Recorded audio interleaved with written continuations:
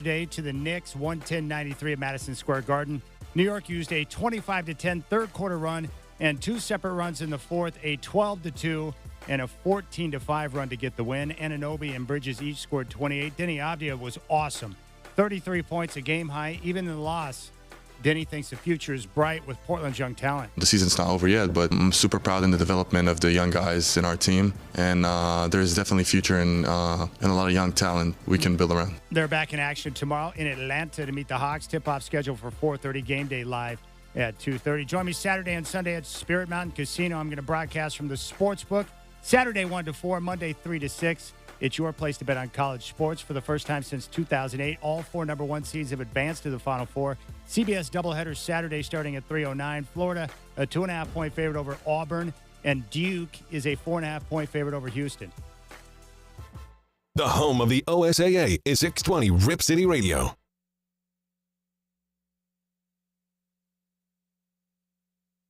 It's time for the Rip City Drive, brought to you by Lazy Boy. What's your strategy for comfort? Featuring the crazy and often irrational longtime Portland radio vet, Chad Dewing. H-Town ready to invade the Alamo City. The Houston Cougars, for the seventh time in school history, are headed to the Final Four. A 69-50 win over the Tennessee Volunteers. Everybody knows about Houston basketball. I'm proud of our culture, proud of our past players, proud of our current players, just proud of our program. War Eagle for the second time in 6 years. Bruce Pearl taking the Auburn Tigers to the Final Four. They defeat Michigan State in Atlanta 70-64. We've been a historic program in Michigan State, a team that gets to the Elite Eight and never loses, okay? We got this guy right here, number 4, best player in the country. He was absolutely the man on the inside, and it's about everybody. We all share. And how about the best fans in all of college basketball? Strap in. The Rip City Drive with Chad Dewing starts now. All right, what's going on? Rip City Drive. Looking forward to the show today. I hope your day is well. A little bit chilly and breezy outside, but that's okay. 2 weeks left in the Trailblazer basketball season. I still have a couple of weeks until golf season officially begins, so get rid of all this nastiness and bring in the sunshine, man. I'm looking forward to the end of the season. I am right now in the midst of 41 consecutive days of work. Last day off was March 1st. Next day off will be coming up 2 weeks from this past Saturday on April 12th.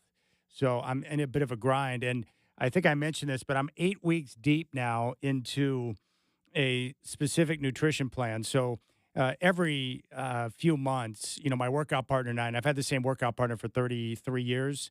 My buddy Luke, we like to take a look at things, do a little inventory, and then kind of plan out and chart out what we're going to do. And so we both wanted to tighten some things up.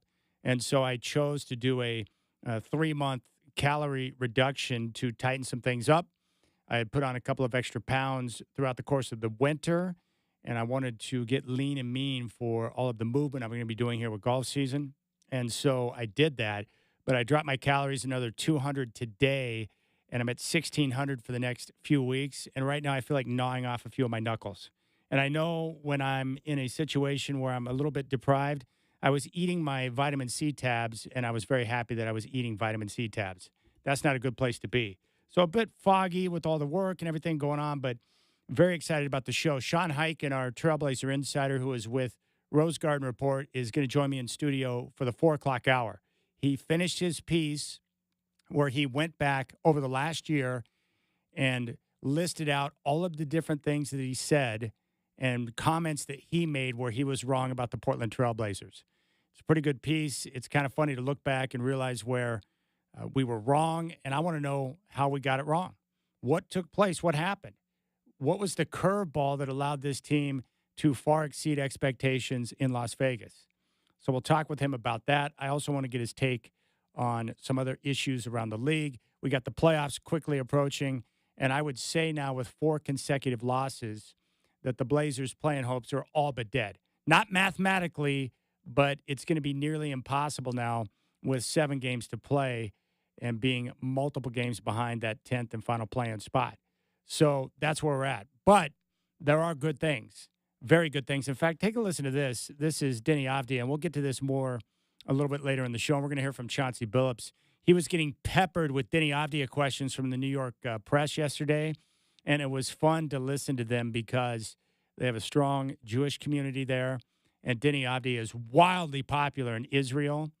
And we're all big fans of Denny, and I love him, but, man, they couldn't wait to talk about Denny. And so Coach was very patient, answered a billion questions in regards to Denny, and he talked about the importance of relationships with his players, which I thought was tremendous. So we're going to take a listen to that, and you can hear how the press, operates. What I like about the East Coast press, they're not as nice as we are here in Portland.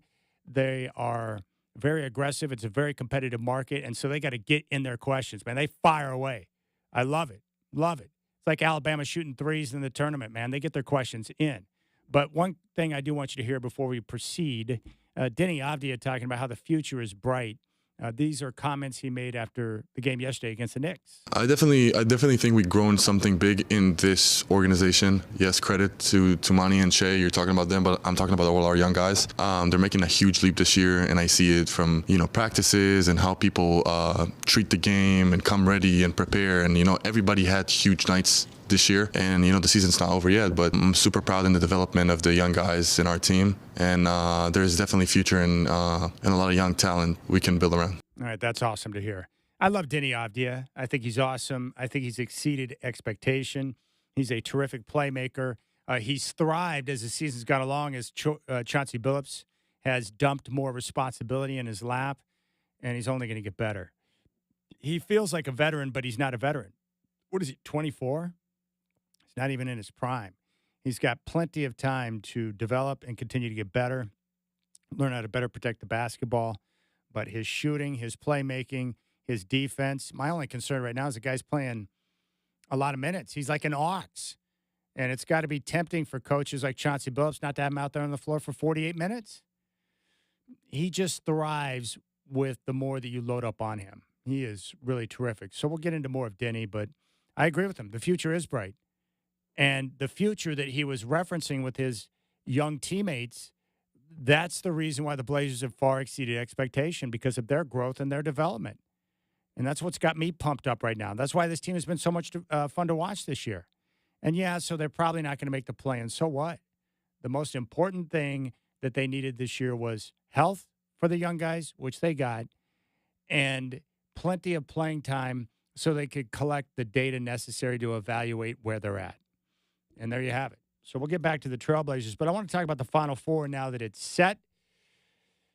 Are you disappointed with all four number one seeds being in the Final Four? That really would be my question for you. Are you disappointed with all four number one seeds being in the Final Four? Would you have preferred a Cinderella story or a double-digit seed getting in? This is the first time since 2008 that we've had all four number one seeds in the Final Four. I think we had all four number one seeds get to the Elite Eight back in 2016, but only one of the 4 1 seeds advanced to the Final Four. So this is the first time this has happened since 2008. I think it's the best case scenario for the tournament this year. Duke, Houston, Florida, and Auburn, those 4 teams have proven over the course of the entire regular season and throughout the tournament that they are indeed the 4 best teams in college basketball. We're also going to have a chance to see Cooper Flagg on an incredible stage. How does he perform? How does he handle the pressure? Will he continue to separate himself from the rest? It's going to be the final glimpse before he jumps to the NBA. And, oh, by the way, he's not coming back to college, okay? He's not. He's not going back to Duke. He's not going to sign an NIL deal to return to Duke.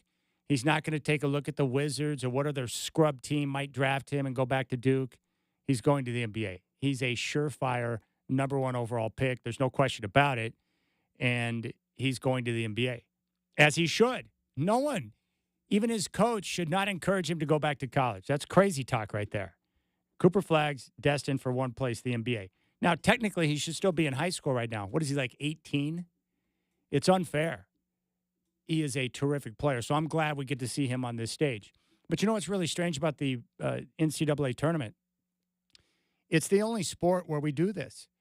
In football, in baseball, in hockey, if you have the best teams going head-to-head to determine a championship, we celebrate it. That's what we want. We want the best teams going head-to-head. We want titanic matchups. But for some reason with the tournament, we're so addicted to the idea of a Cinderella story or a Villanova from 1985 making a run or double-digit seeds being in the Final Four that we lose sight of the best teams going head-to-head. So I'm actually excited that we get the 4 number 1 seeds because I do believe they're the 4 best teams in the country. So with the 4 that are in, here's what I see, my quick take on each team. We'll start with Duke. I mean, obviously it's Cooper Flagg. It's Cooper Flagg and everyone else, but also it's Cooper Flagg and the incredible freshmen that they have. The team also has togetherness. They play really well together for being a young crew. You can see that they're having fun. And I know that sounds corny, but teams that play well together and have fun, they tend to have great success. Each of them, especially Cooper Flagg, are very coachable. And they're very well coached by John Shire, who has done a heck of a job with that program. And I think I saw it over the weekend where I think Cooper Flagg left his feet to make a pass, and John Shire was up in his ass. Like, what are you doing? Hey, Coop, what are you doing leaving your feet to make a pass? We think you're Magic Johnson? Like, he was all over him. And Flagg's response was perfect. Yes, coach. Yes, sir. And I love that because the best players, the best of the best, the elite players, if they're truly elite, they want to be coached. They want to be coached. They want structure. They want direction. They want someone to help push them to become even better than what they already are. I love seeing that. Now with Houston, look, Kelvin Sampson, we know him from WSU, big fan of his from Oklahoma. He is a tough SOB. He is tough, and his team has taken on the identity of their coach. Their defense is awesome. I saw what they did to Gonzaga.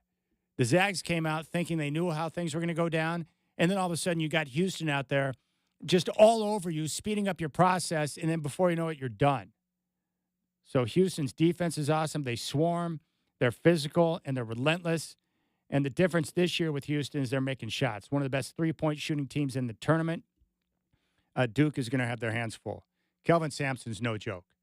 That team is tough, very tough. They're good enough to win the championship. Now, Florida, they're led by Walter Clayton Jr., and they're explosive. And Walter Clayton Jr. is a super stud. They are never out of a game, and if you don't pay attention, they're going to hit you with an 18-4 run in a blink of an eye, and then you're done. They are hot right now, and they're playing as well as anyone in the country, and Clayton, he's a pimp. Now with Auburn, look, Denver Jones is going to lock you up. They, too, are well coached. I'm a big fan of Bruce Pearl. And aside from their defensive issues that they had late in the season, they have been good at defending the three-point line and protecting the rim in the tournament. The Tigers have been the most consistent team from start to finish, and they seem to have turned it all around after their late season slump. So we're going to have a good tournament with compelling basketball games and star power with guys like Cooper Flagg. Now, I want you to hear this. This is an exchange today on the Dan Patrick Show on Fox Sports Radio. It's with John Shire. And for all of you who think that maybe Cooper Flagg is going to go back to Duke, this clip should take care of that idea. But there's two things I want you to hear here. Number one, he was asked if he's had a conversation with Coop about returning to Duke. So Coach Shire is going to answer that. And then this is the other point I love about Cooper Flagg. And another example of his greatness is that he's very unselfish. He is a superstar, but he's unselfish. He's a willing passer. He wants to get his teammates involved almost to the point where it's a problem. But take a listen to this exchange with John Shire, coach at Duke, and Dan Patrick, Fox Sports Radio. Have you had the conversation with Cooper Flagg about coming back? No. Okay. No. Is there going to be a conversation? No. Okay. Yeah. Although I can dream about that. Yes, you can. I just, I think that's all it is in this case. I think it's a dream. And I think he's got to take the next dream in his life and be the top pick in the NBA draft and start his professional career. Before I let you go, I remember talking to Steve Nash, and he said during his career with Phoenix, coaches told him he was too unselfish. There are times where I see Cooper Flagg maybe too unselfish. The Phoenix Suns had to tell Steve Nash to shoot more. Is Cooper Flagg sort of in that? It seems like he's really, really engaged to get everybody involved. And maybe, I'm not going to say the detriment, you're here at the Final Four, but are there times when you want him to be a little more selfish? I think you hit the nail on the head with him, Dan, because he's part of his what makes him so special is him bringing along his teammates and his feel for his passing. Like, it is an incredible weapon for our team, but also he can want to defer at times to get them going. And we're at our best. He's at our best when he's in complete attack mode. Teammates will get shots from that. But that's something it's probably the biggest thing we have to get on him about. And just making sure he's not deferring and continually just looking to dominate, which he can. How great is that? I love hearing that the biggest issue with Cooper Flagg, it's not that he's uncoachable. It's not that he's selfish. It's that he's unselfish. That's exactly what you want from a superstar. Someone that's willing to get teammates involved, that want to bring along their teammates, that want to make the right play instead of getting up the shot themselves. That's what greatness is all about. That's why I loved Larry Bird so much and Magic Johnson. They weren't about getting the shot themselves or being the star. They were about making the right play. Very similar how the Boston Celtics are playing right now. I like watching the Celtics play because they are committed, and credit to Mazzulla, their coach, they're committed to getting a great shot compared to a good shot. That's what good teams do. They are willing to sacrifice their own individual accolades to buy into a team concept where you continue to run the offense and move the basketball to get the right play. And when you do that, great things can happen. And that's why the Celtics are just ripping it up right now. And they're probably going to win another championship, make it back-to-back. But Cooper Flagg's, the hard part for me, as I'm sure there are a lot of you that can join me in this club, the hard part about watching Cooper Flagg right now is that I can't separate my desire for him to be a trailblazer from just watching him play basketball. So I start to salivate, and I covet him so much that it hurts. And I know that the chances, because the Blazers are exceeding expectations with their youth this year, that it would appear to be a bit of a long shot. But then again, how many times does a team like Washington have to have the 14% chance at the number one pick only to fall back in the draft? And who was it last year? Atlanta. They had a minuscule chance, and they wound up, jumping up.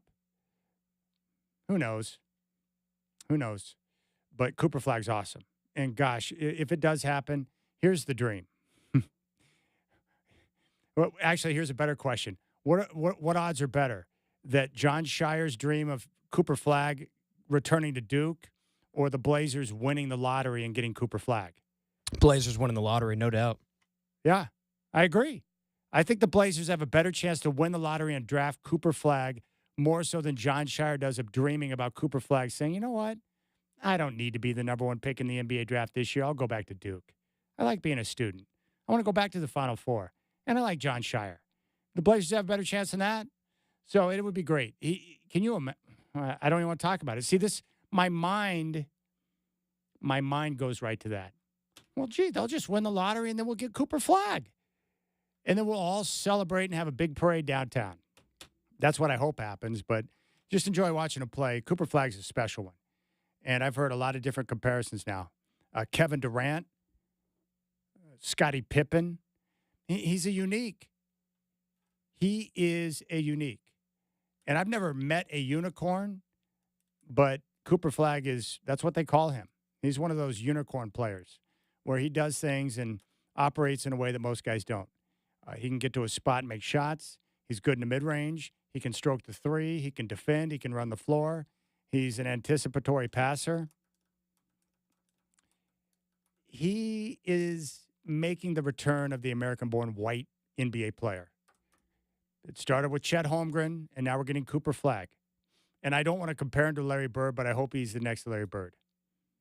I mean, it's not fair when we compare guys like Cooper Flagg to guys like Larry Bird, but that's what happens when you're great and you're a phenom or a unicorn or whatever word you want to drop on that. All right, let's keep things rolling. Sean Highkin is coming up at 4 o'clock in studio. He'll join me for some B-ball talk. When we come back, I want to play a portion of Coach Billups' presser after the game yesterday against the Knicks as he was getting peppered by the Israeli reporters who wanted to know about Denny Avdia, who's balling out of his mind, by the way. Denny Avdia is playing great basketball right now, and he's got a lot of fans internationally because he is a massive star in Israel. And Coach Billups did a great job of being patient, answering as many Denny questions as he could, but also talking about the importance of developing relationships with your players so you can really coach them hard. So we'll take a listen to that next. Brenden Slaughter is here. Michael Holton coming up at 5:20. You got the Rip City Drive with Chad Doing.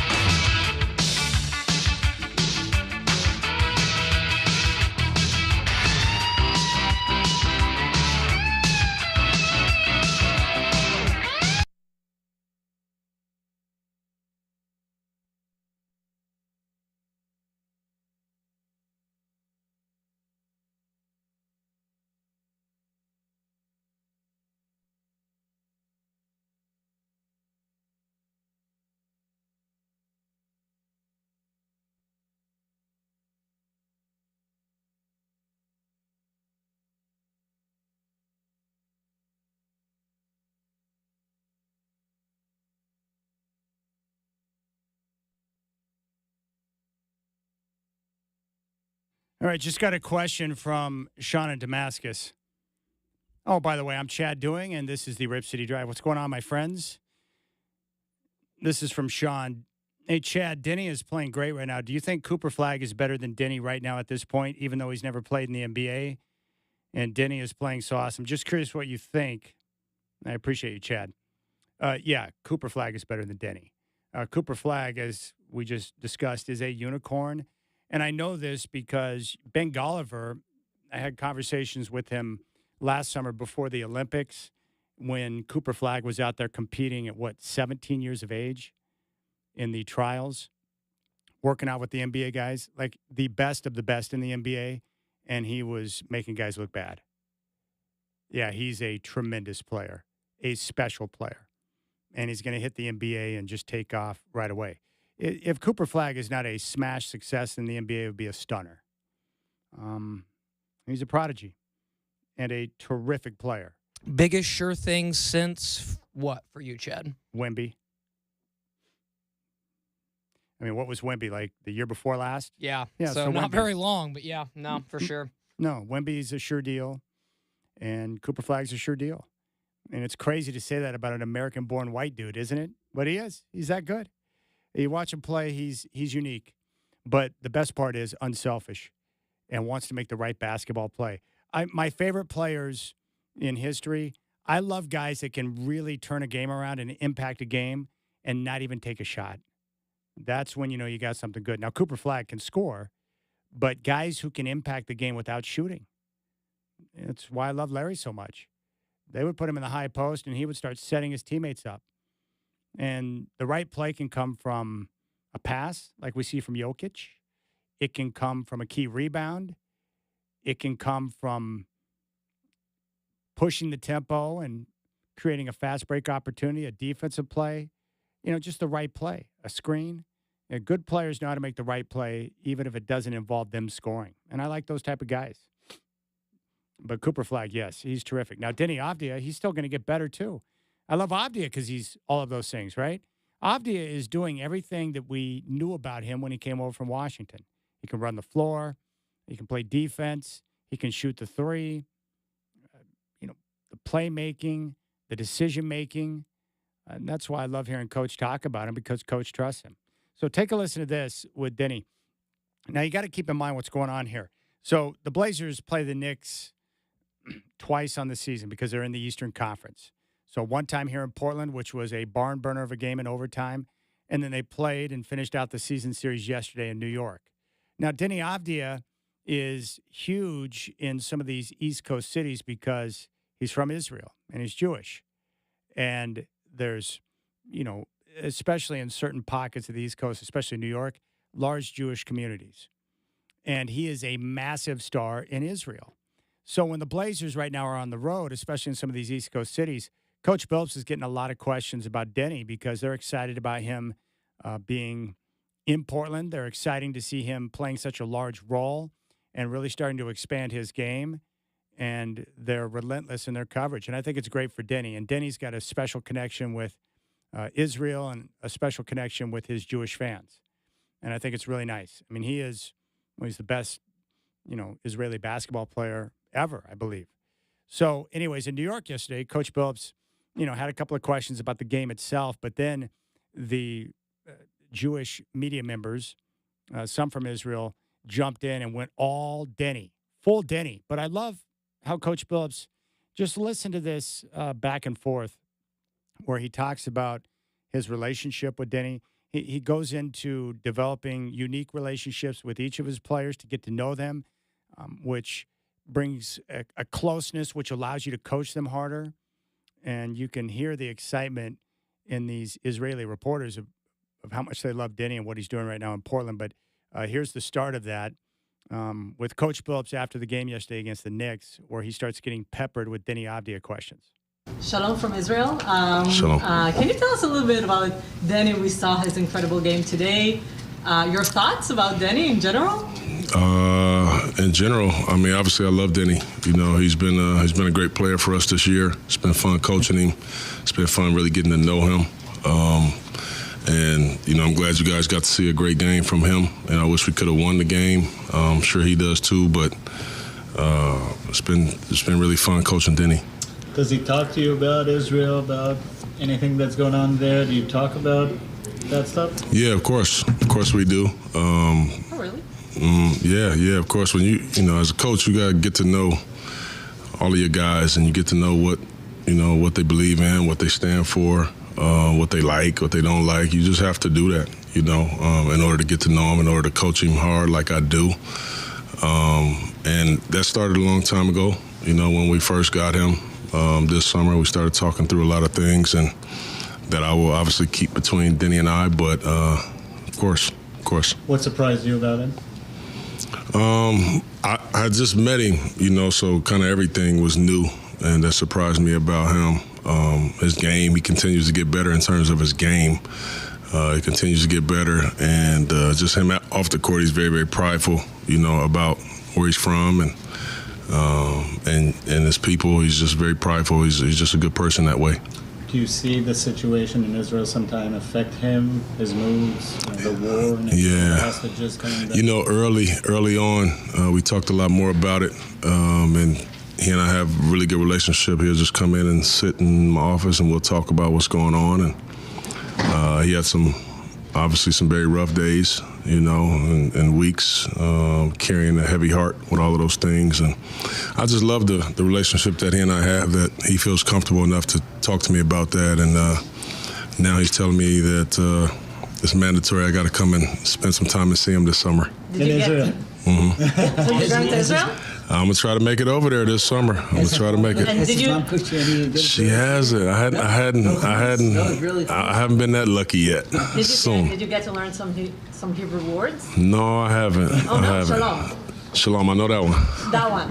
Coach, there was a question and there was a quote by you early in the season that was misunderstood by us, the media. You said that so in preseason for the Blazers, then you said that he's one of the best.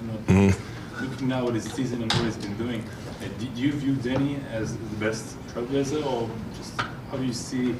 How has your view changed of Denny from October, September to now? Yeah, obviously I've learned a lot more about him. My view hasn't changed at all on him. I still think he's one of the best Blazers on our team. Obviously he's playing amazing. He continues to get better and better, but my view hasn't changed at all. But I've certainly gotten to know him a lot more. What is he going to do to be the alpha, the number one option on a winning team next season? He's young. I think that for Denny, he has to learn the small, intricate, detailed things of the game that he and I talk about a ton. But he's on his way. He's doing an amazing job. All right, last one. Coach, specifically about the game, we've seen the transition of Denny in the last couple of months, the fact that he takes the ball more, penetrates more. Yes. He's asked for the ball. This is something that you guys talk about. Can you talk a little bit about the relationship? I know it's between the two of you, but obviously he trusts you and you trust him with the ball and being the lead. Yeah, he's more like a secondary playmaker, if you will. He's such a good rebounder that a lot of times when he gets the rebound, he's pushing it. That's maybe one of our best offenses when he gets the rebound and pushes. We play so fast.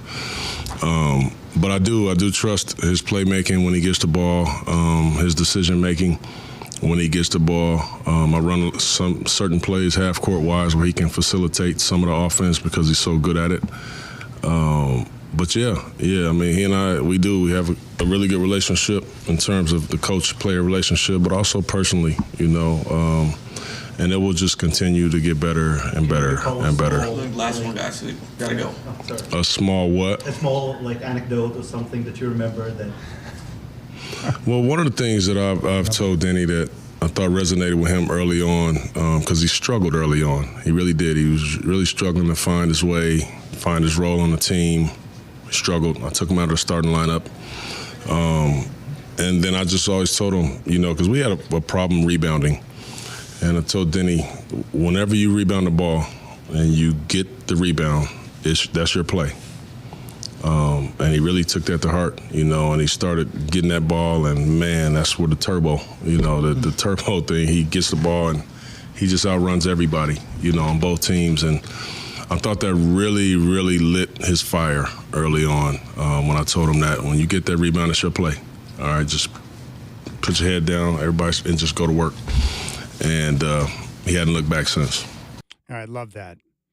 You can tell how much he appreciates Denny Avdia. Also, big shout out to Rasan, the Trailblazers Director of Communications, trying to shut down the reporters, but to no avail. Now, Denny was asked after the press conference with Coach Billups. Denny came out and he was peppered with a bunch of questions, but, he was told, hey, Coach Billups had some very nice things to say about you.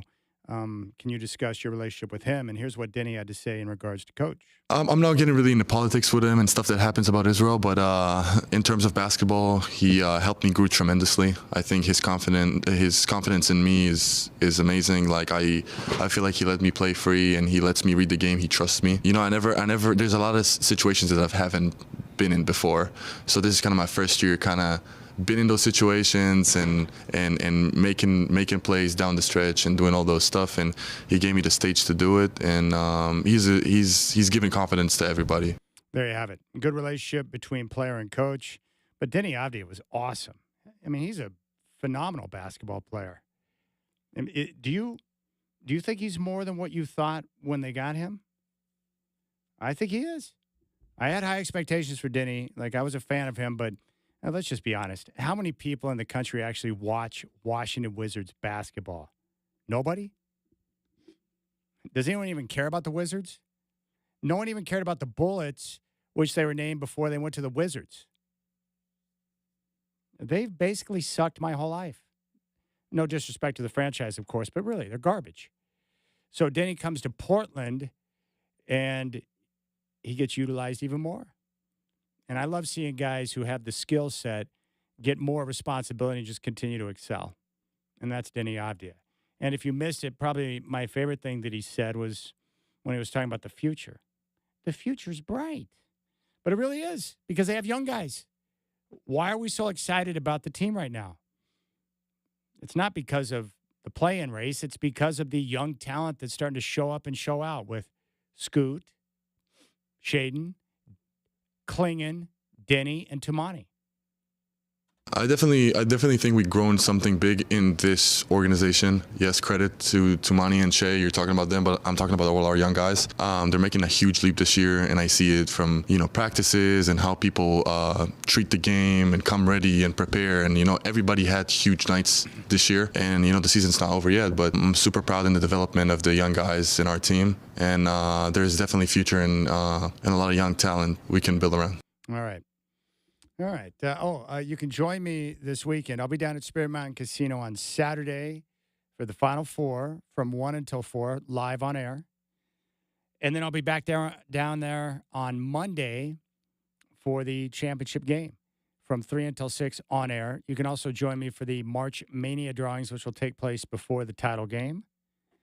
And it is your place to bet on college sports, so come down and join me. Saturday, 1 to 4, Monday, 3 to 6. As for the Trailblazers, they continue their 5-game roadie. They'll be in the ATL tomorrow. They take on the Hawks. That game will tip off at 4:30. And Blazers game day will kick off at 2:30 here on 620 Rip City Radio.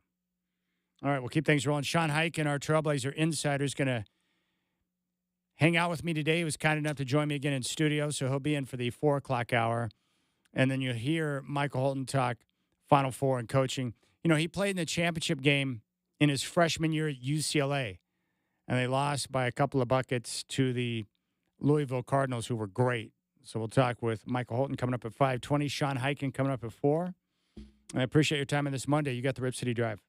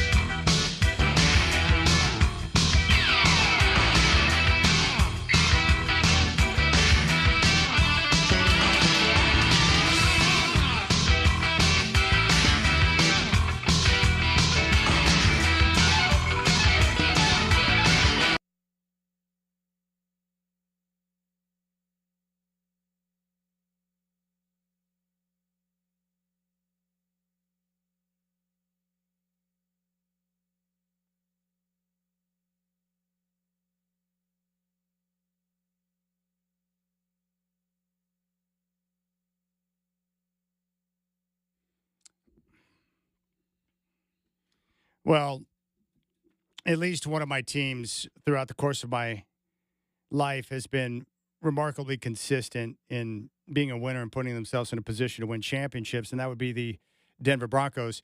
After about 9 years, almost a decade of, brutal quarterback play and ineptitude after Peyton Manning shut it down, they are now back in a position to be a real player. And what's the common link? Oh, they found a quarterback in Bo Nix. He is their guy. And we got the league meetings going on right now, and it sounds like, and this is really pathetic, but it sounds like the NFL is going to shut down the tush push. And I hate it. I hate it because I don't like the fact that there's a play that other teams can't figure out, and therefore we got to get rid of the play. It's dumb. It's so pathetic. And, of course, this was all spearheaded by the Green Bay Packers. So I don't like it. I'm not a fan. And I don't like the idea of them getting rid of the tush push, but it looks like that's probably going to happen. They're going to vote on it. It reminds me of, the hack-a-shack in the NBA. Why get rid of hack-a-shack? If there are players who can't make free throws, then why don't we force them to learn how to make more free throws? So that's going to happen. But Sean Payton was getting a chance to talk. And as you might imagine, once you have the quarterback situation figured out, it makes life so much easier because you can start to build your roster knowing that you've got the quarterback position set. And he had a chance to talk about the process of not having to worry about a quarterback this offseason. I appreciate not being in that quarterback market. It's difficult. We were talking last night, George and Greg. Obviously there's a lot of pressure to get that right. And when you don't have it right, it's one of those positions where it can kind of consume you as an organization. And fortunately, a year ago this time we were able to do that. 20, we're just getting into the heart of the meetings now. So the mocks or what have you would be stuff we'll throw into a computer. There you go. There's Sean Payton. So now the Broncos have a quarterback situation figured out. They don't have to worry about the quarterback, and they can start to look to other parts of the roster. The good thing is, after free agency, they shored up their safety situation, their middle linebacker spot with Dre Greenlaw. They got a tight end. Their offensive line is already set. So now they can go in and really start to look at different spots of the team where they need a running back for sure. I pray to God one of those players is Cam Scattaboo, and they can continue to add depth. And you've got your quarterback who's on a rookie contract, so you can really start to make your move over the next 3 to 4 years. The other thing that's going to be fun to watch is the suddenly deteriorating San Francisco 49ers. They're faced with this whole Brock Purdy situation. I pray that they give him $50 million plus per year so I can laugh at it, but they need to let him go. They need to do one of two things. Either move him now and don't pay him big money, convince him to come back on a more team-friendly deal, which is what he deserves, or have him come back and say, okay, play out the final year of your deal, and if you prove it, then we'll pay you. But if not, we're going to move on. You cannot be serious as a contender by overpaying a quarterback that is middle of the road. And I'm not disrespecting Brock Purdy, but he's not the type of guy that can carry a franchise on his shoulders. He needs a lot of bells and whistles around him to have success. And if you pay him too much money, you're done. You're done. And you don't want to be that team that overpays for the quarterback spot. You just don't. Oh, the other thing, too. Oh, this is amazing. See if I can find the exact quote, because it's not too often that you hear an NFL owner come out and say this. And it's not too often where I'm going to say anything remotely complimentary of the Haslam family that runs the Browns, because they're dumb. And they've proven it over the course of time that they have no clue of how to run an actual NBA franchise or NFL franchise. Here's what he said. Browns owner Jimmy Haslam. And this is in regards to the trade for Deshaun Watson. Now, keep in mind, Deshaun Watson is still a member of the Cleveland Browns. This is what Jimmy Haslam said. Quote, "We took a big swing and miss with Deshaun. We thought we had the quarterback. We didn't, and we gave up a lot of draft picks to get him. So we've got to dig ourselves out of that hole. The trade was an entire organization decision, and it ends with D&I. So hold us accountable. That is an incredible quote. I have disagreed with basically everything Jimmy Haslam has ever done or said, but this quote is spot on.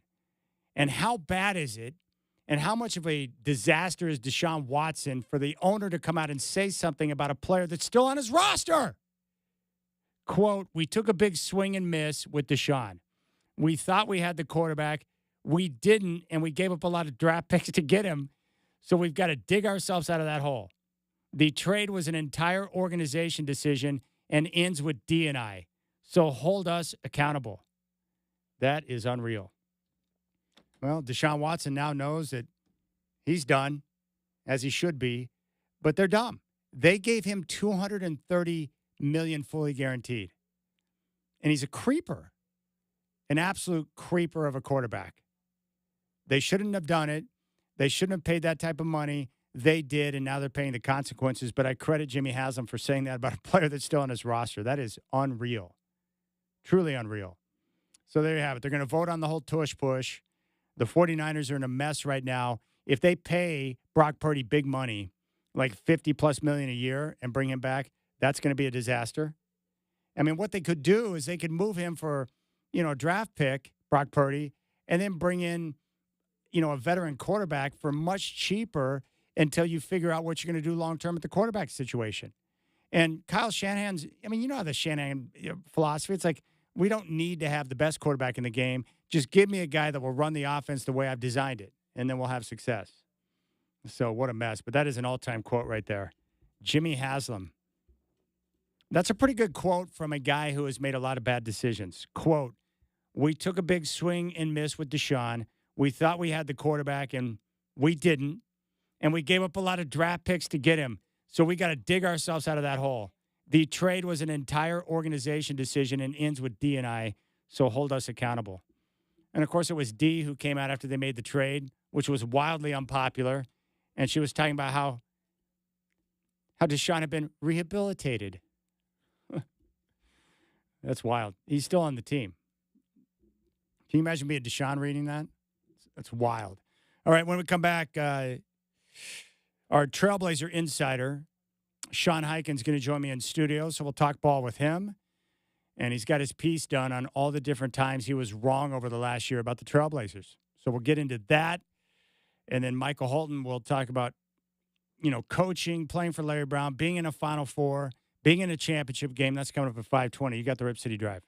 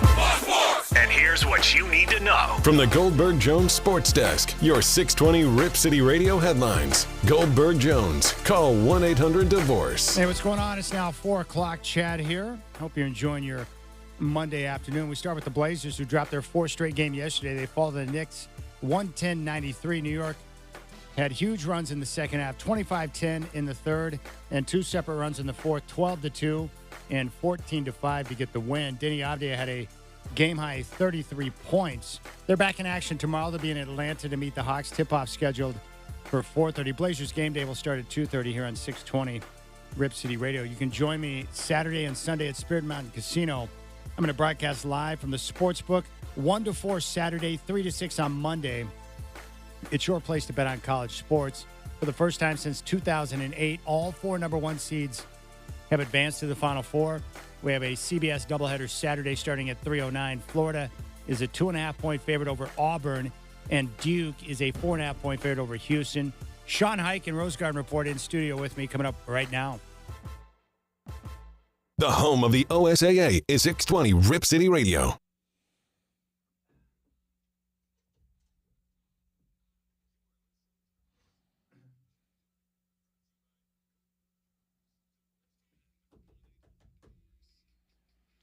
All right, Sean Hike and Rose Garden report is in studio. And Sean, I was listening to an interview with John Shire this morning, and I love this about Cooper Flagg. Like, the biggest concern about him is that he might be too unselfish, looking to get his teammates involved. Well, wasn't the concern going into the season was, like, is the shot real? Yeah. But I think that's even that we've seen that kind of. Yeah, it's come along just fine. Absolutely. I've heard, I think Seth Greenberg this morning was talking about a couple of comps. I've heard Kevin Durant. Seth Greenberg said Scottie Pippen, but everyone talks about how unique of a player he is because he's got the size, he can score, but he's got that anticipatory passing and his willingness to get his teammates involved. And those are my type of players, like guys who are about making the right basketball play compared to just looking to get their own touches or shots. And that's Cooper Flagg. So he's out there dominating. But I think it's great that Duke advanced, not because I love Duke, but because I want to see Cooper Flagg on that stage. He is a wonderful basketball player. Yeah, it's going to be real interesting to see how that goes with, when, he's on that stage. He hasn't done anything this season to dispel the idea that he's the clear-cut number one pick, but, if a national title with Duke is only going to just enhance that. Yeah, there's no question. And Coach Shire was asked today, have you had a conversation with him about coming back to Duke? He said no. And he said, is it a possibility? He said no. He's like, no, he's got to go to the draft. And it would be crazy for him to pull an Andrew Luck. He's a surefire number one pick. He doesn't stand to gain anything by going back to college. Go to the draft, become an NBA player, and play. And we know based on, even though he's young at, 18 years of age, he was out there against the NBA players last year before the Olympics, holding his own and causing issues out there on the floor. That's how exceptional he is. I was in Vegas for some of that Team USA training camp stuff, and you hear guys like Kevin Durant and Jason Tatum talk about it afterwards, and they were like, no, you guys don't understand. This kid is the real deal. And NBA players don't take it easy on young players like that. They go after them. No, and especially that U.S. select team. Yeah. It's not a lot of, not even just college players, but players who haven't even played their freshman season of college yet. It's usually a lot of I think Asar Thompson was on that team last year, the select team. It was like Peyton Pritchard. It was these guys that are like good NBA players, but not stars. It's sort of the pathway for these guys to get into the program, but it's like young NBA players. It's not 17-year-old kids who haven't even played their freshman season of college yet. So the fact that he was even invited to even be in camp was a big deal. And then to hear guys like Kevin Durant, who are going at these guys in practice, say, no, this kid is different, then, and then he goes to Duke and is as good as everybody says he's going to be going into his freshman season. It's going to be a real interesting day in about 5 or 6 weeks, whenever the lottery is, May 12th. I can't wait. In fact, I'm glad you brought that up because now that the play-in is very unlikely to take place. One thing to keep an eye on, and you and I were just discussing this before the show, but right now Portland is 9th in the lottery order. Now, if you're sitting in the 9 hole, you have a 20.3% chance to jump up into the top 4, and you would have a 4.5% chance to land the number 1 overall pick, which isn't too bad. But if they can surpass San Antonio and get to 8th, all of a sudden your chances to get into the top 4 jump up to 26.3%. and you also have a 6% chance at the number one pick. And as you pointed out, that yes, number one would be fabulous for everyone involved. But if you can't get number one, if you get fortunate enough to jump into the top 4, that's huge for this team because you might be able to find that alpha, that difference maker that we're talking about, even if it's not named Cooper Flagg. Right. If they end up coming out of this with Dylan Harper or Ace Bailey or VJ Edgecombe, those are the other 3 guys that kind of most people think, at least looking at the mock drafts right now, we'll see the more updated mock drafts after the lottery when we see what the order is. But as of right now, Cooper Flagg is the clear-cut number one, and then those other 3 guys that I just named in some order are mostly seen as 2 through 4 in whatever order you want to put them in. Yeah, what I'm looking at here, if you look at the mock draft on Tankathon, Flagg number 1, Harper, Bailey, Edgecombe round out the top 4. Yeah, so if you come away with one of those guys, then you're in, and you just add that to, this, Scoot, Shaden, Tumani, Denny, Klingon. You just add that to that, you're in okay shape all of a sudden. Yeah, there's no question. Now, sitting there right now, their mock draft with the Blazers being 9th, they have them taking Asa Newell from Georgia, a power forward.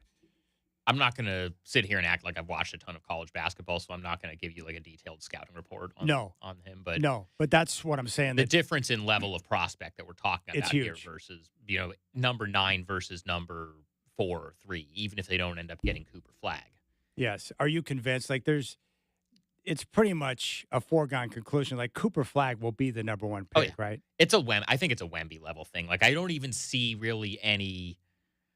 I read enough of this stuff and enough of this draft analysis. Usually there's somebody like I even remember the year when it was Zion coming out. There were a couple of maybe John Morant is actually the better. There's usually can find one. I have not seen a single person be like, maybe Dylan Harper's actually a better fit with whoever. I think everybody knows that Cooper Flagg, and like I said, he hasn't dispelled any of that in his freshman season. It's funny, the NCAA tournament, it's one of those weird tournaments where, like this year, for the first time since 2008, we have all 4 number 1 seeds in the Final Four.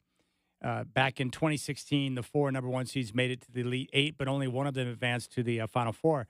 What's strange is no one seems to like it, right? We have the 4 best teams, without question, playing each other in the Final Four for the championship. In any other sport, we would want the best teams going up against the best, but for some reason in the basketball tournament, we like the double-digit seed or the Cinderella story. But I actually love the Final Four this year because Houston, Duke, Florida, and Auburn clearly proved throughout the year they were the 4 best teams. So I like the competition. So I know that once the Final Four is over, whoever earns their path and wins the title, truly deserving with the competition they're going to see. It's pretty funny. I think it's like, in the moment, it's like, wow, this is so cool. A 16 seed upset the 1 seed. And the 4 seed got upset by the 12 seed or whatever it is. And then you have to consider that 14 seed, that's probably a 14 seed for a reason, is then going to actually have to play in the next game. And it's like, is that really, would you rather watch that, or would you rather watch the actually better team be playing in those games? It's kind of, it is kind of funny how that's, this NCAA tournament is really the only place where that kind of comes into play. Yeah, I'm fascinated by it. All right, the Blazers take the loss yesterday. Denny Avdia, another phenomenal game, 33 points, which was a game high. The rebounds were there. We saw the playmaking. Coach Billups has continued to increase his responsibility load throughout the course of the season. Do you think the Trailblazers, Joe Cronin in the front office, maybe Coach Billups, are they surprised at the productivity level of Denny Avdia this year and what he's done in a Trailblazer uniform in year 1? I know they were high on him. They pursued him. They really wanted him. Gave up a lot for him. Yes. Do you think that is he exceeding their expectation, or do you think he's playing exactly how they thought he would? I haven't asked them that, so I don't know for sure what the answer to that is, but I think they gave up 2 first-round picks for him. So it's not like they gave up first-round picks and were like, oh, this guy might be like a 5th starter, They gave up those picks and stuff. They gave up what they gave up and were as motivated to make that trade as they were because they thought this is going to be one of the core guys that we want to build with. Yeah. So I think they thought he was capable of this. I don't know if they thought he would do as much as he's doing in year 1 of being in Portland. But, I mean, you have to remember, one of the fun things about this front office is that Mike Schmitz's Twitter account is still up. He doesn't post on it anymore since he took this job about 3 years ago. And Mike Schmitz, for those who don't know, was an analyst, worked for ESPN. He's been tightly connected with Joe for quite some time. So he took this job. He was a draft analyst for ESPN. He was with Yahoo before that. He was with the website Draft Express for a number of years. And Joe hired him because he, in the media space, he respected the work that he did covering the draft. But the point is that Mike's Twitter account from the 10 years or whatever that he was a draft analyst writing for media outlets where all of his takes about guys were public. Yeah. That stuff's all still up. So if you go onto X right now, the Everything app, and search under search Mike Schmitz's handle, it's Mike_Schmitz, and search Denny. Yeah.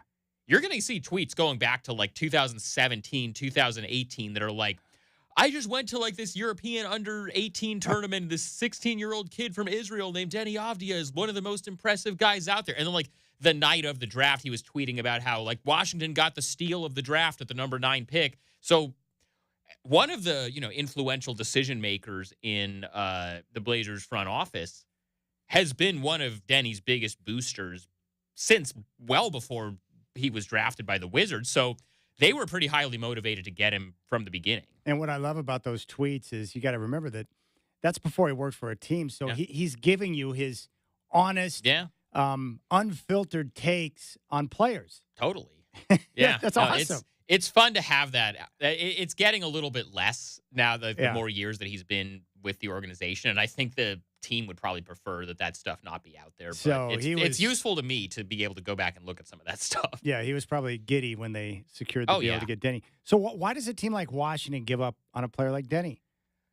I think this was a situation where it was a new front office coming in. Because remember, this is really, the Wizards haven't been that good in a long time. But most of my life. But this is only the second year of this current administration there. They hired Michael Winger from the Clippers to be their new president of basketball operations in the summer of 23. So this is really only his second season of like the current Wizards rebuild.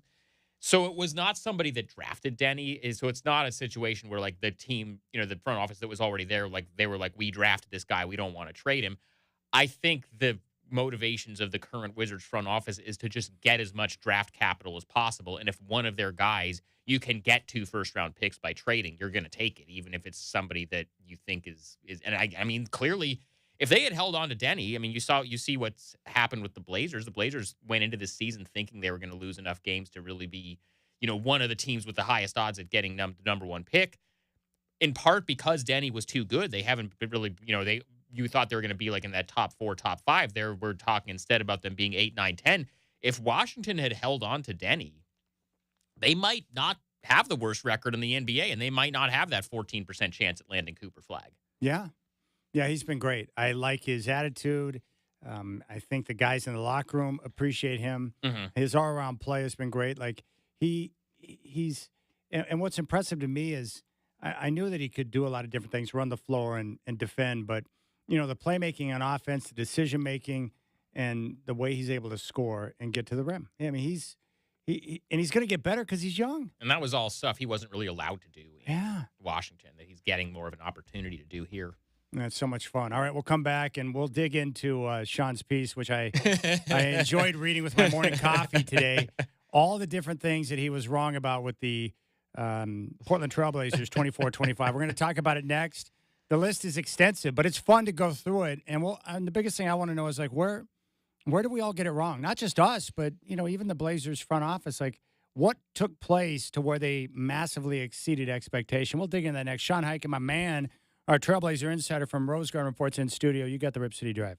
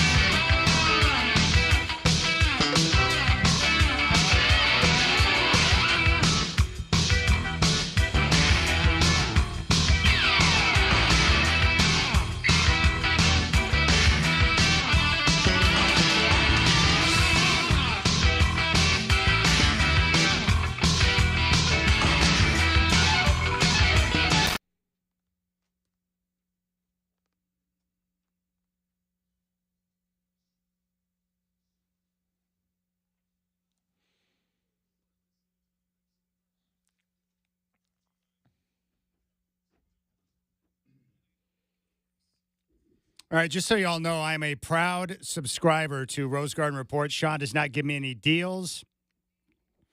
I pay for it, and this morning I got the alert that his piece was out. All the times I was wrong about how bad the 24-25 Trailblazers would be. And it says here from Sean, with 2 weeks left in the season, a team that was supposed to be tanking is still alive in the play-in race. And he walks through from the beginning up until now all the different times that he was wrong about the team. And I love reading this, Sean, because I like people that can admit when they were wrong. And I'm wrong about so many different things. And there's certain things that I'm dead set on where I'm like, there's no way that this is going to happen. And it ends up happening, right? And you walked through it. And I remembered as I was reading the piece this morning and sipping on my 5-shot Americano that it was almost funny talking to you because I had the same concern like before the season began. I'm like, and they got a lot of veterans. They got some players. I'm concerned that they're going to win too many games. And you just almost laughed it off like, dude, winning games is not going to be a problem. And that was kind of your theme for quite some time. And I believed it too, especially after the slow start to the season. And then they had that disastrous home loss to Memphis where we wondered about the future of Coach Billups or the very near future of And then Coach the Billups. Utah one like a month later, they lose by 40 to Utah without Lauri Markkanen, who's one of these teams that's supposed to be tanking. Yes, there were so many signs that pointed to this team being one of the absolute worst in the NBA. And yet here we are with 7 games left, and they've won 32 games, which is, in my mind, impressive because they far exceeded all expectation, especially in Las Vegas with their win total. And I guess the best part is that it's not what I thought it could be with the veterans like Ayton, Grant, and Anthony who have powered the wins, or Robert Williams or any of those guys. It's the young guys. It's Scoot, Shaden, Denny, Tamani, and Klingon who have been at the forefront of this surge that was unexpected. So, and as you pointed out, and this is important, it's not just you and I or other fans that were wrong about the team, but the front office did not anticipate this. About a week ago, I was talking to someone in the organization. It wasn't Joe. I'm not going to say who it was, but it was somebody who's relatively in a position of prominence on the basketball side, and I just was kind of telling them that I was working on this thing and that I had said, throughout the season that I thought at the beginning of the season and throughout most of the season that they were going to be one of the worst teams in the NBA and were going to be in the mix for Cooper Flag. And this person said, yeah, we thought that too. I don't think anybody came in. So there's a few things that I think we can kind of chalk this up to. One, I think even though we talked about it all last year in the sense of they didn't get a lot of the development stuff that they wanted out of last season because of how many injuries they had, I think we kind of lost sight of the fact they just had a lot of injuries last year and that Shaden Sharp only played 32 games because he had the core surgery and, DeAndre Ayton was in and out with different stuff and, Scoot missed, a couple weeks here with an ankle thing and then a couple weeks here and just all of these guys that they were, I think only, I don't have this in front of me, but I think only 2 guys on the team last year played 60 or more games last season. Yeah. So there was a lot of that. I mean, my rationale going into the season was this is a team that won 21 games last year and they're just running it back. So why would I think they're going to be better this year? Yeah. So I underestimated, how just not having that bad of injury luck, that was going to add some wins. We just talked about this quite a bit in the last segment. I think we all probably kind of underestimated a little bit just how good Denny Avdia was going to be and how, much of a winning player he is and how much, he's going to be driving the wins and how much the team is going to be taking on his identity.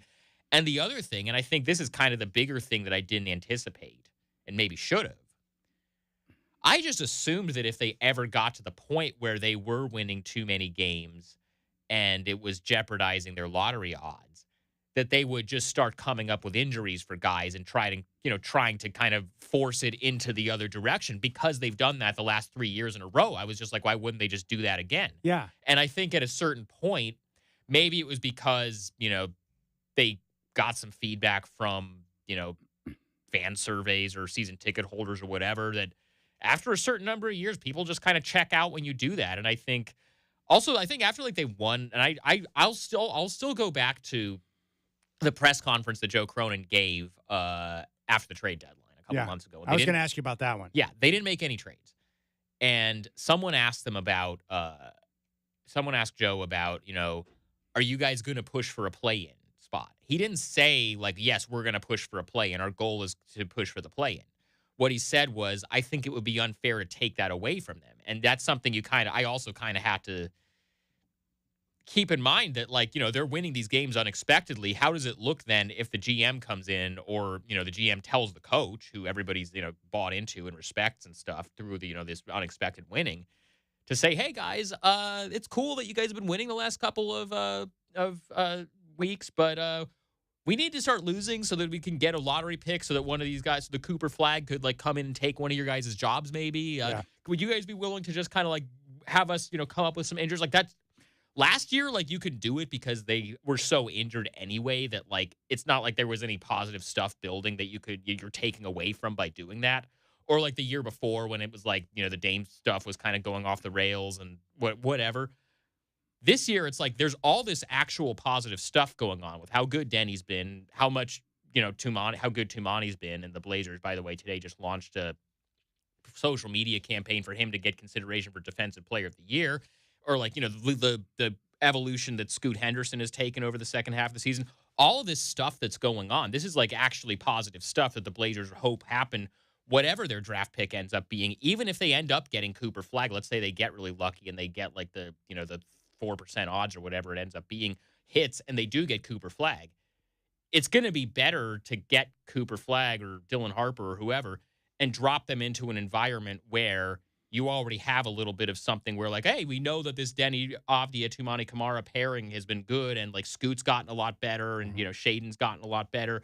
We have all this stuff going, and I think they felt like that was more important to keep going than just try to game the lottery odds like they've done the last 3 years without the kind of luck that they wanted to. And that's something that maybe, and taking it back to this piece that I published this morning, I maybe should have realized that they weren't going to do that for a fourth year in a row. And I just assumed they would because they've done that the last 3 years. Yeah. And Cooper Flag was the prize get, right? That's the thing is, like, last year, even like this time last year, we were talking about like, yeah, this draft, like, you're trying to talk yourself into like Alex Sarr or, Zachary Reese-Shea or whoever, or, Cody Williams from Colorado was the other one that was like big, high up on a lot of these boards. He ended up going 10th to Utah. And we talked about this a little bit last time I was in here last week, Chad. The feeling in the, like, with the, among the lottery, around the lottery, I've gone the last 2 years. 2023 versus last year is so different. And last year's lottery, it's like, yeah, they tanked, they won 21 games, and they fell back to the 7th pick. And I saw Joe afterwards, and Joe, frankly, did not really come off like he was losing a whole lot of sleep over it, because I think they felt like there was a good chance that one of the guys they really wanted, who ended up being Donovan Clingan, was still going to be there at 7. So it was a little bit of a different draft where, like, some teams might have had Clingan number 1 on their board. I think there's a chance these guys might have. Like, some teams might have not had him as a lottery prospect because they thought he was too slow or, offensively he wasn't good enough. Like, they got the guy they wanted in the draft. They got the guy. They fell back 3 spots in the lottery and still got the guy they wanted. That wasn't going to happen the year before, and that's probably not going to happen this year, where there's a little bit more of a defined hierarchy. Now it's like, if they want Cooper Flag, they better get the number 1 pick. If they want, if they like VJ Edgecombe or Dylan Harper or Ace Bailey, they better move up into the top 4 to have a chance at getting one of those guys. So, like, there's a little bit more, I thought there was just a little bit more urgency to, like, okay, you have to, make sure this is the year to make sure that's happening. But it didn't go that way. Yeah. Joe Cronin was true to his word. He said he was going to honor what they had done, right? Yeah. It would have been hard to pull the rug out from under a team that had won 10 of 11. Yeah. And then that's when you start getting into, like, teaching these young guys the wrong things about, like, hey, it doesn't matter if you put in all this work and you get better and you guys start winning and you guys start outperforming expectations. We're just going to take all this stuff away from you so that, we can, draft somebody who's going to take one of your jobs. Like, yeah. I truly believe that the development and surge of the young guys, you'll take that over having a few extra % chance of getting number 1 all day. You'll take it. It's a win because you bring in those guys, you need to develop them. And when you see them develop and start to take off, that's a win. The way the lottery has gone the last couple of years has really just reinforced that to me, because last year Atlanta had the 10th highest odds, which I think when we were looking at it, it was like a 3% chance. Yep. And they got number one. Yep. Now, granted, it was in a year where it was kind of a down year where like Zachary Risachet is not like the same kind of transformational, foundational guy that Victor Wembanyama or Cooper Flagg is supposed Number to 10 is 2.5% chance at number one. Sounds about right. But but that ended up going. And then last year, the last 2 years, the team that had the worst record in the league was the Detroit Pistons. Last year, they won 14 games. Both last year and the year before. Yeah. They had the best odds of getting the number one pick. They jumped back to 5th. Maybe that'll happen to Washington or Utah or Charlotte this year. And then what did they go through this whole miserable season for? To go, be like, oh, yeah, we're going to be one of the teams with the best chance of getting Cooper Flagg. And then they end up with like the 5th or 6th pick. Like, cool, congrats. Yeah. So it was interesting to see how it played out. And maybe it's a blessing in disguise, but Ayton going down, which opened up the pathway, along with Robert Williams, for Klingon to get all of this playing time down the stretch and play as many minutes as he's capable of playing. That what that's going to do for his development as he moves into the offseason is going to be huge. He's been really good. And Yeah. I think the one that was really encouraging was the bounce back game against Cleveland. The Cleveland game, because the first Cleveland game at the beginning of the month, Disaster. He fouled out. He only played like 10 minutes. He fouled out. He was just totally overmatched by Evan Mobley and Jared Allen. And then the last game, he totally held his own. Yeah. Same guys. He totally held his own. 18 points, 12 boards, had multiple blocks. I mean, he played a Klingon type game. So I really do think that that's going to work out well for him.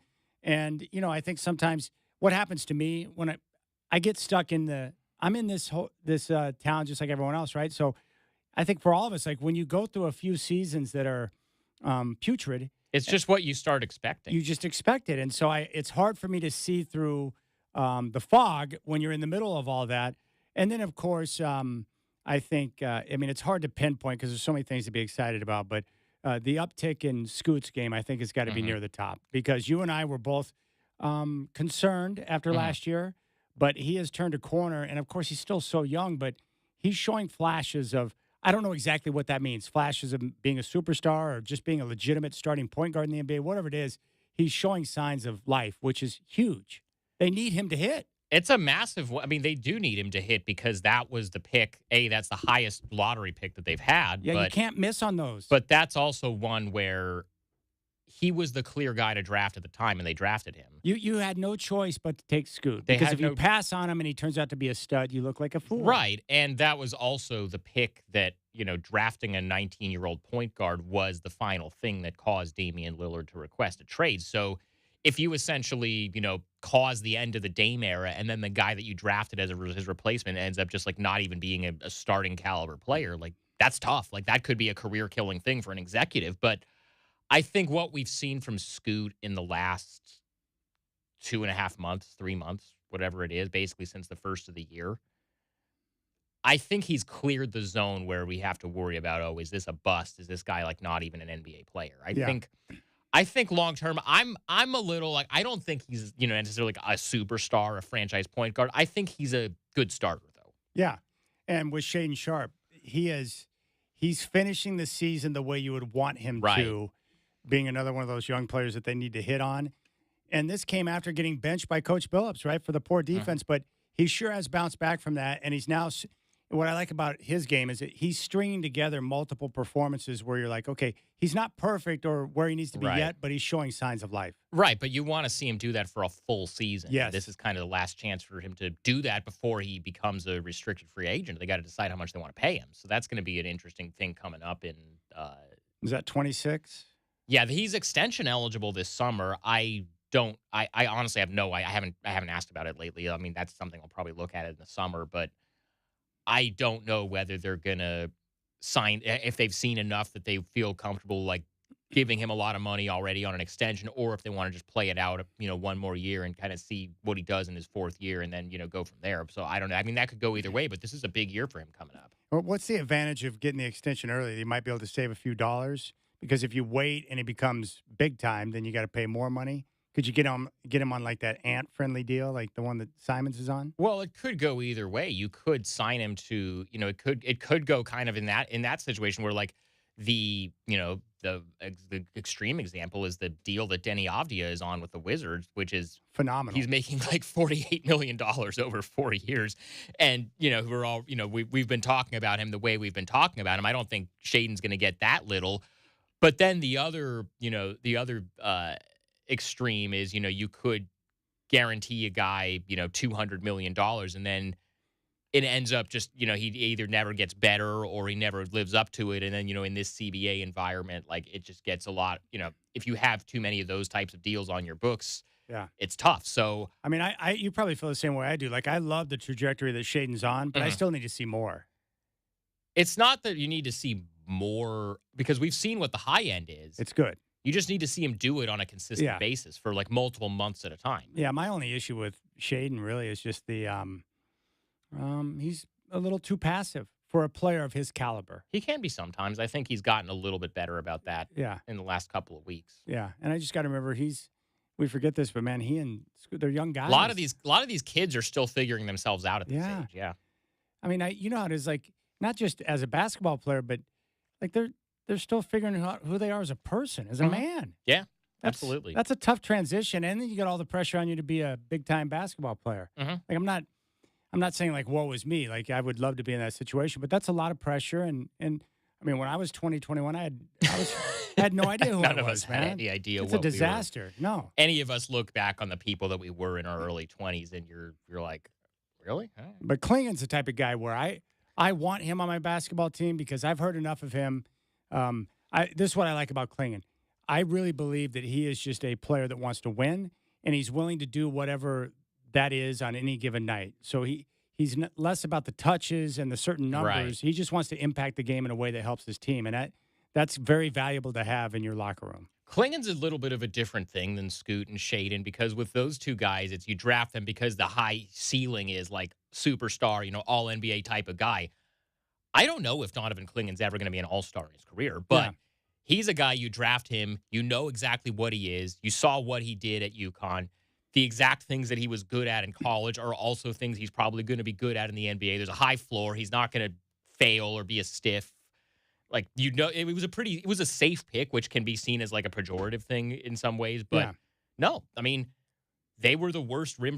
I think they were like the second or third worst rim protecting team in the league last year. If you look at like opposing field goal percentage by the rim, and they draft the best rim protector in college basketball, like what he is, and he fills a need for you. It's a little bit of a different thing than Scoot or Shaedon, where it's like these guys, the high end of what they could be as far as upside is so high that you have to take a risk, even if it never ends up there. The other part that's surprising to me when we talk about their development, I mean, since January, they've been a really good defensive team. I mean, here's a big tanking update, by the way. The New Orleans Pelicans have shut down Zion Williamson and C.J. McCollum for the rest of the season due to injuries. Yeah. In other words, we are focused on the task at hand. That just came in. And the Pelicans are one of those unique teams where they have talent, but it's been a derailed season, so they got a chance to go and really add in the draft. Yeah. But the Pelicans are another team. I have heard that they were hesitant on drafting Zion because of the injury risk, right? Sure. I mean, but the talent is so. Yeah, they had no choice but to take him. Because if you don't draft him and then he ends up being able to stay healthy and he looks as good as he's looked at times during his career when he has been healthy, then you probably get fired. What I was told is that it was Chicago who was happy they didn't wind up with the number one pick that year because they would have been forced to take Zion, and they had concerns about his injury history. There are certain times where you're in the draft, you have to take a guy. Right. Because the expectation is to take the guy even if you have concerns. Because if you pass on him because you have injury concerns and they turn out to be phenomenal, then you're going to be known as that franchise. All three GMs that passed on Luka Doncic have gotten fired. And rightfully so. And the one that traded him won't be around much longer either. Gosh, that's crazy to me. All right, we'll keep things rolling. We'll come back and we'll talk about Coach Billup's future. Sean Highkin is in studio. You can read him at rosegardenreport.com. He's our Trailblazer insider on 620 Rip City Radio.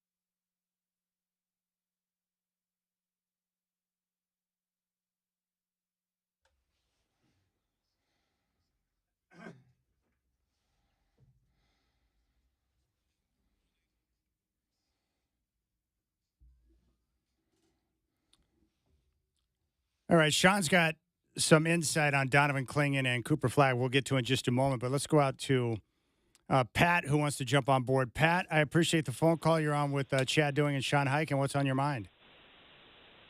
Hey, guys. Thanks for taking my call. I've been a long-time listener, probably 20 years or more. Oh, that's awesome. Thank you. I'm blind, and I want to say thank you for what you guys have done. And I really have been super excited about this team this year. They're finally starting to play as a collective team, as a group, and I really enjoyed it. But my question is, and it ties into what you were saying that you were going to be speaking about, is about our coach. I think he's done a wonderful job, and it's been a learning experience for everybody. But I think this team truly needs to sign him to maybe another 3 or 4 year contract and let him finish out what this team can be. I don't think they'll ever be a superstar team, but they can definitely be in the mix. And I think our coach should be appreciated for what talent he has and how he's kept these guys together and kept them growing inside their game. And I think us as fans, I think we would enjoy seeing him follow that through. All right, I appreciate the phone call, and thank you for the compliments, Pat. We appreciate that. All right, Coach Billups, you and I have talked about this at length. I'm always asking you about it. He has done a heck of a job this year, especially the second half of the season. I think the work he and his staff have done at developing the players has been terrific. And I also like Chauncey Billups. So if he remains in town, I'm perfectly cool with that. I won't be mad at it. No. Selfishly, from a media standpoint, if they kept him, I would not be mad at it. I'm a huge fan of Chauncey Billups. I love the guy. I think he's great. And he's done a good job. And he has learned on the job, and he's getting better with more experience. But in regards to him coming back, I mean, you and I have talked about this. I have heard nothing to lead me to believe that Billups is going to come back. And I just look at the basics. We have a GM that did not hire Coach Billups, who, and most GMs want to hire their own coach, but also they have not picked up that final year option on the contract. And that is a telltale sign that if they were going to bring him back, they would have picked up the option already. So have you seen anything to lead you to believe that Billups is going to return next year? Now that the play-in stuff is pretty much over with, I think that would have been the thing where, like, if they actually made the play-in, then at that point, you know, it's like, okay, how can they let this guy go if they made the play-in? But I also feel like when they maybe had that 10 wins in 11 games streak in January and February, if they really were going to bring him back, that would have been a great opportunity for them to say, hey, you know, we really love this growth. We love this. You know, that would have been a time for them to, like, announce they picked up his option because they love the progress that they've made. If they were going to do it then, you just let Pat go, right? So he's off. Yeah, he's off. Okay, because I was going to ask him. He said he was blind. I was going to ask him if he's used the one cord thing yet. Oh, well, have you? Well, maybe we. What is the one cord deal? Oh, it's this thing. So I've actually got a story about it coming out later this week. I talked to somebody at their last home game that was using it. I actually got to try it out a little bit. But it's this new device that the Blazers introduced that uses haptic feedback. That's tied. It's like a little like surface that you get to, like, you feel your hands on. It's about the size of an iPad, and it takes, like, the NBA's tracking data that it has tied to these cameras that they have installed on all the NBA courts. Yeah, and it will vibrate based on where on the court the ball is. So if you're blind, you can use your hands to follow the action and kind of. It's pretty really? Cool. It's That's pretty cool. Awesome. It's pretty cool. I got to try it out the other day. It's pretty awesome. Like, I would close my eyes to try to follow it, and then I watched a possession where I, like, opened my eyes and saw how accurate it was. And so, you know, I've got a story about that coming out, I think Wednesday, where I talked to, like, some of the people behind it, and I talked to a couple of fans that have used it. It's a pretty cool little thing that you can. If you're like our caller there who is blind and wants a way to follow the team, if you want to actually go to a game and be able to feel like you're actually following it, even if you can't actually see what's going on, I think it's pretty cool. Technology is amazing. Yeah. That's really cool because then you could, based on what you're feeling, you would know where the action's at. Yeah. Gosh, that's so good. All right. So, Pat, if you have tried that and you have experience with it, call back and let us know. All right. So we don't expect Coach Billups back? I don't think so. Okay. Donovan Clingan and Cooper Flagg. What's the story on these two dudes? Okay, so, and I can't believe this hasn't been talked about more. But so both of their moms. So Donovan Klingen's mom, who passed away when he was in, I think, 7th or 8th grade. He's talked about that before. She died of cancer when he was like in middle school. His mom and Cooper Flagg's mom were college teammates at the University of Maine. And when Cooper went on his, I'm going to text this to you so you can see it, Chad. When Cooper Flagg, before he committed to Duke, he went on his recruiting visit to UConn during Donovan's freshman season. And while they were there, they took a picture together, both wearing their mom's college. I just texted you the picture of them wearing their mom's college jerseys together, which they took during Cooper's recruiting visit to UConn before he actually committed to Duke. Oh, that's awesome. So they've got a little bit of a history there. So if you want to believe, if you're somebody that believes in like this kind of stuff being predestined or like it being, the basketball gods having anything to do with this, that could be something that, you could hold on to a little bit. That's pretty cool. Yeah. And by the way, I didn't know about that. By the way, we'll tweet this picture out from the station account or something, but Cooper Flagg's a big guy. Look how much bigger Donovan Klingen is than him. Dude, Klingen's a big dude. Yeah. That's really neat. Yeah, I've heard Klingen talk about his mom and his mom and Cooper Flagg's mom were college teammates, so there's a little bit of a connection there. The other thing I love about Cooper Flagg too, very coachable. Mm-hmm. I saw him this weekend. There were a couple of times, like one time he left his feet to make a pass. He did a couple other things, and like John Shire was on his ass. Yeah.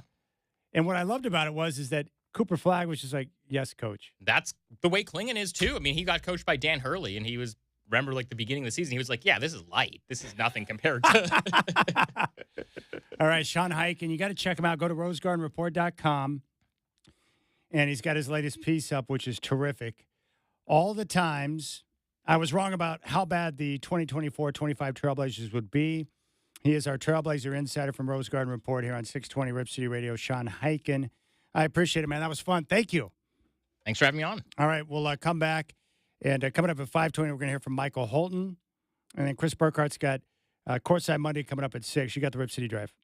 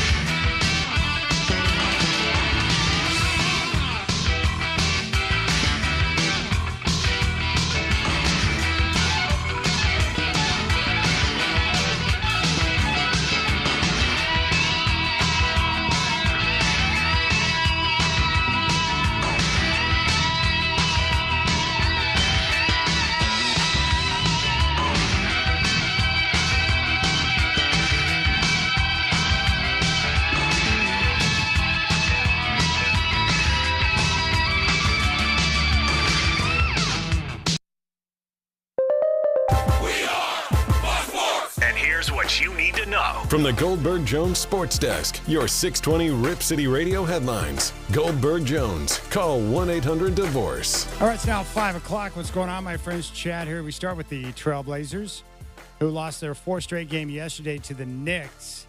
Denny Avdia scored a game-high 33, and he talked after the game about how the future is bright.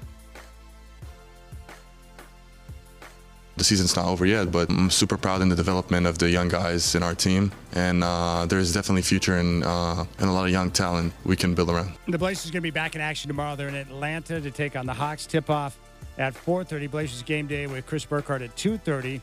You can join me, and please do so, at Spirit Mountain Casino this weekend for the Final Four. I'll broadcast Saturday 1 to 4 and Monday 3 to 6. It is your place to bet on college sports. We have all four number one seeds in the tournament in the Final Four since 2008. Doubleheader Saturday at 3:09. Florida, a 2.5-point favorite over Auburn, and Duke, a 4.5-point favorite over Houston. The home of the OSAA is 620 Rip City Radio.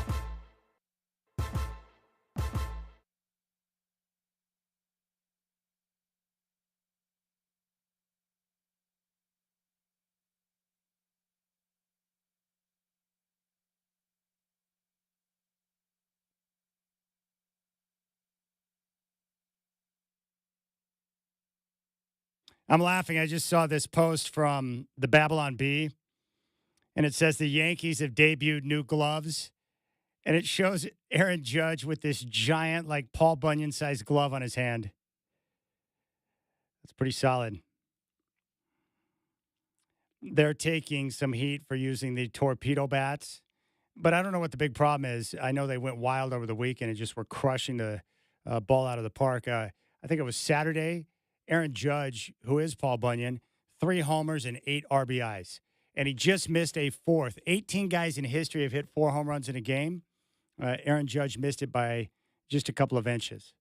But they got permission from Major League Baseball to use the torpedo bats. And the funny thing is, if it were the Seattle Mariners using the torpedo bats, no one would give a rat's ass.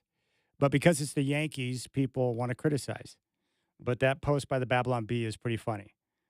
But my guess is the way I look at, hitting baseballs, I don't give a flip what type of bat you use. And Aaron Judge is not using the torpedo bat, by the way. You still have to hit a baseball going at like 100 miles an hour with ridiculous movement. Not an easy thing to do. But the Yankees were on fire over the weekend. And oh, by the way, my prediction after the first week of baseball and the first weekend of the Dodgers hitting 117 and surpassing the 01 M's, it looks pretty believable right now. They look great, as you would expect. It's all about health with them. If the Dodgers are healthy, they're going to win 117 or more games this year. Their win total, I think, is 104 in Vegas. And if they don't hit 104, it's a total embarrassment with the squad they put together. We're going to hear from Michael Holton coming up at 5:20. He played in the Final Four. He played in the championship game in his freshman year at UCLA. He played for the great coach, Larry Brown. And there are some things that he's going to share that I did not know about his beginning days, being a coach, being a teacher, and the whole process, and all the different things he learned from Larry Brown, which is pretty fascinating. And what is it like to play in a Final Four and to play in the championship game and to be under that type of spotlight? They lost to Louisville in the title game. But what do you think about this year? What are your thoughts on there being 4 teams, all number one seeds in the Final Four? Do you like it? Or are you upset because we don't have the double-digit seed or the Cinderella story? That's really what I want to know. I think the Final Four this year is the best-case scenario. Duke, Houston, Florida, and Auburn, all 4 of those teams proved throughout the regular season and the tournament thus far that they are the 4 best teams in basketball. And if you think about other sports like football, college football, like we want the best teams going head-to-head. And we don't complain about it. But in basketball with the tournament, we get upset when we don't get the Cinderella story. But I do think this is the best thing for the sport. And we're going to get a chance to see Cooper Flagg, on a big stage in a pressure-packed situation. How does he perform? We know he's going to be the number one pick. How does he handle the pressure? Will he continue to separate himself from the rest? And it will be a final glimpse of Flagg before he makes the jump to the NBA. But my take on each of these teams that are in, with Duke, it is all about Cooper Flagg. But not just Flagg, but the incredible freshmen they have. Because Duke's team is constructed differently than the other ones who have dipped into the mid-majors. They have great togetherness. They play well together. I like watching Duke right now because you can tell they're having fun. And each of them, especially Cooper Flagg, very coachable. And John Shire's doing a heck of a job. Shire, props to him because taking over for Coach K, how would you like that job? Take over for a legend in Coach K. Most of the guys that take over in that spot, they fail miserably and get fired. But Shire's doing an excellent job in his work so far at Duke because he's put his own imprint on it. He's coaching his way. He's leading the program his way, and he's doing it with his own personality. So he's not trying to run the same program that Coach K ran. He's running the John Shire program, which is what I always thought was difficult, for like Mark Helfrich when he took over for Chip Kelly at Oregon. Mark Helfrich was the coach, but yet he was still trying to run the program the way Chip Kelly ran the program. And you can't do that as a coach. You got to do it your way. And John Shire made the decision early on that he was going to do it his way. And if it worked, it worked. If it didn't, then that's fine. But at least he could live with himself because he did it the way he thought was best instead of trying to, be somebody that you're not. Now, Houston with Kelvin Sampson, this team is tough. And they've taken on the identity of their coach. Their defense is awesome. They swarm. They're physical. Just look at what they did to Gonzaga. They came out and punched them in the face, sped up their process, and ruined them. And the difference this year with Houston, they're making shots. One of the best three-point shooting teams in the tournament. Duke's going to have their hands full. Now, Florida, I love them because they got Walter Clayton Jr. Explosive. And they're never out of a game. And if you don't pay attention, they'll hit you with a big run, like 18-4, like we saw this weekend. Just like that, blink of an eye. They're hot and they're playing as well as anyone right now, and Clayton is a stud. And for Auburn, they've got guys like Denver Jones who will lock you up, well-coached. And aside from the defensive issues they had late in the season when they went through a bit of a rough patch, they have been good at defending the three-point line and protecting the rim.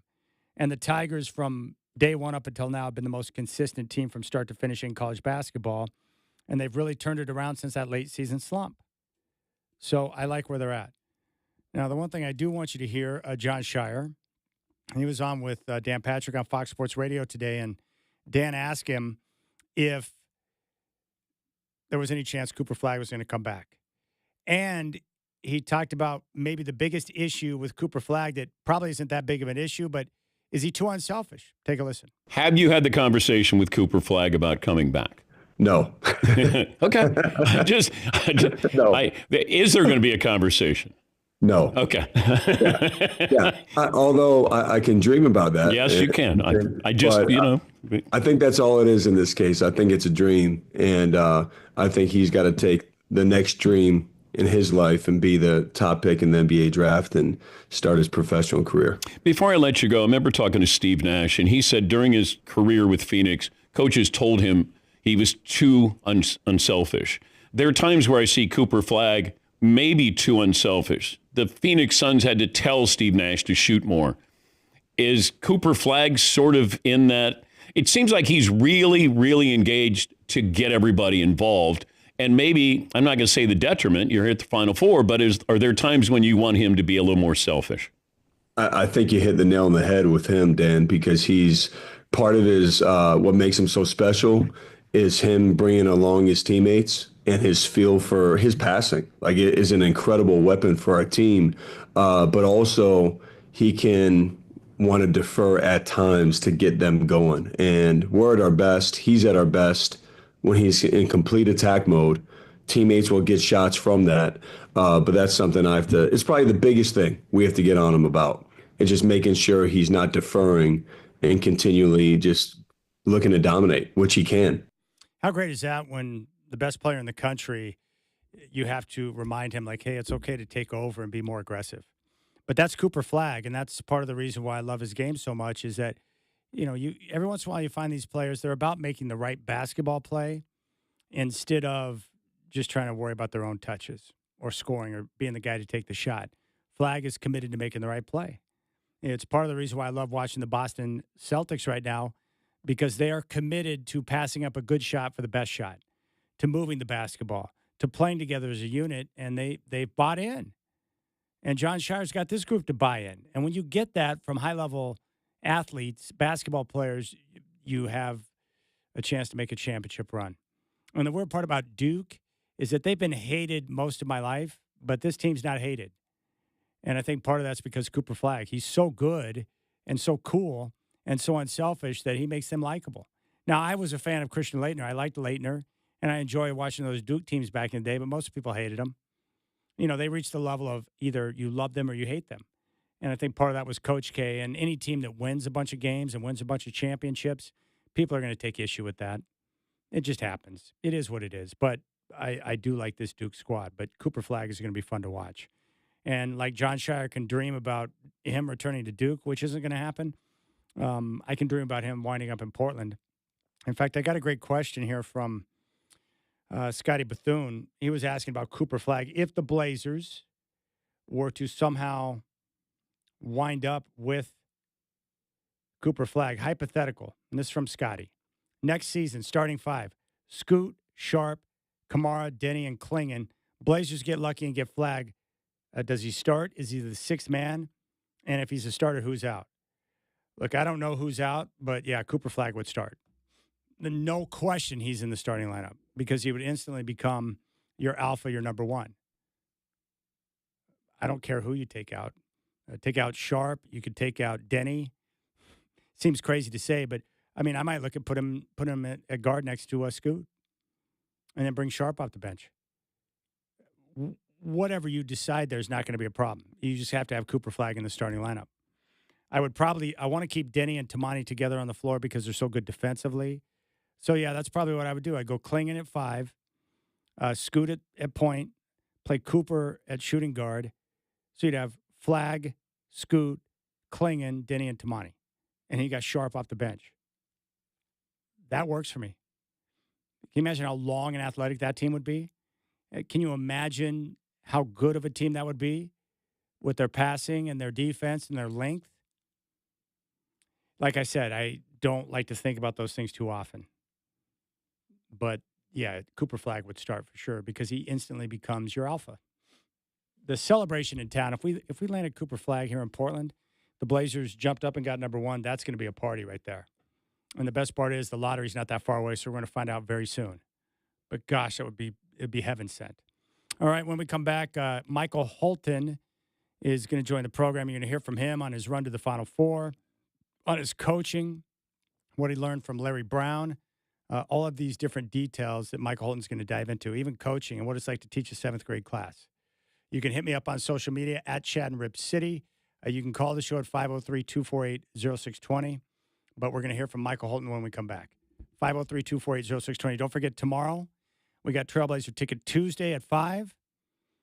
And we got wait a second. Is that tomorrow? What do we got? No, tomorrow we're going to do it at, wait a second. I haven't figured that out yet.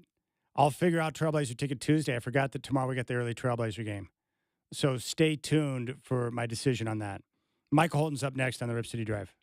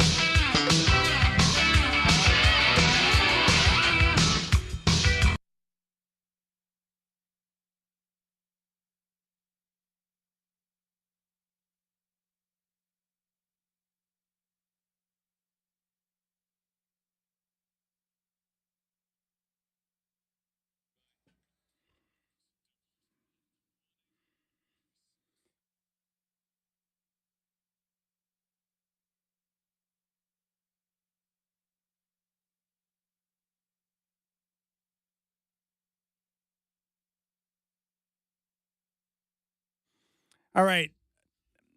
I had a conversation with Michael Holton, former Trailblazer, former UCLA Bruin, and current radio and television analyst on Saturday.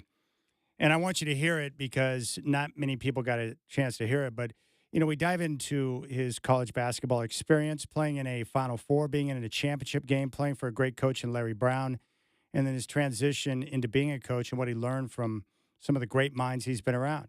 He had a chance to be around John Wooden. He played for Larry Brown. He's been at Larry Brown's training camp. So, I learned a lot about Michael I did not know as he shared stories about his days playing at UCLA. And the first thing I asked him was, if he still enjoys watching the tournament and watching college basketball. And here's what Michael Holton had to say. Well, I enjoy it a lot. I'm a big fan of March Madness. I don't get to watch college basketball as much as I like because the NBA takes up, most of my time. But I'm a big fan of the NCAA tournament. Well, what was the different items that you remember? Because you had a chance to play for arguably the best coach of all time, or one of the best, and Larry Brown. But what were some of the things that you learned from him about tournament play and how to have success in the pressure-packed NCAA tournament? I think as I look back, Chad, the biggest thing is to appreciate every moment because you don't know if you're going to make it back. Because I went and played for a national championship as a freshman, and we never made it back to the Final Four. And so Larry Brown was smart to let us know, hey, appreciate this, lock in, focus, enjoy it, understand it. So I think that helped me throughout every other NCAA tournament experience I had because, the 5 years at UCLA with Steve Lavin, we went to 5 tournaments, 3 Sweet 16s, and 2 Elite 8s as a coach. Yeah, that's amazing. Now, it's probably crazy when you're a freshman and all of a sudden it all happens so quickly where you reach a championship and you got a chance to win a national championship. But what are some of the images or moments or things that you remember about that incredible run? So what I remember was, because we were a low seed getting in, one of the last teams into the field, so we had to play almost what they can now call like one of the first 4, and we beat Old Dominion. And then we played the top seed in the tournament in DePaul with Mark Aguirre and Terry Cummings and Clyde Bradshaw. And so we had this tough road where every game we played was a huge game and we were a huge underdog. I just remember that, that. And then you go and you pack. You're told that you have to pack for 2 games, but you're going to play 1 game. And if you lose, you're going home. So you're packing for 2. Your mind is that 2, but you can only think about 1 because it's single elimination. So that struck me as a freshman, like, well, why am I packing for 2 games? And so I didn't pack for 2 games. I packed for 1 game, and we won. And so now my mom, who came to the game, hey, Mom, I need you to take me shopping. I don't have clothes for the game. I mean, it's just weird little things that are nuanced about single elimination tournament play. Yeah, no doubt. Now, did you know, when was it as a group that you guys started to feel like or realize you had a chance to make a run? Was it after the win over DePaul, or was it later in your run, maybe against Ohio State or Clemson? Like, at what point did you know that you guys had something special? Well, I think after we beat DePaul, because they were the top team in the country, I think we felt like, well, then we can beat anybody. And then there was that part where you were playing with house money, so to speak, because you weren't supposed to be there. You weren't supposed to beat DePaul. And so now it was, and Larry Brown had a way of keeping us in the moment. So all we looked at was, I believe the next game was Ohio State. We didn't look at the fact that they had Kelvin Ramsey and Herb Williams and Clark Kellogg. I mean, these guys are incredible players. And we just locked into the game, and we went out and we beat them. And now you get to the next weekend. And what I think is so unique about the NCAA tournament, Chad, is you only have to win 2 games to be in the Sweet 16.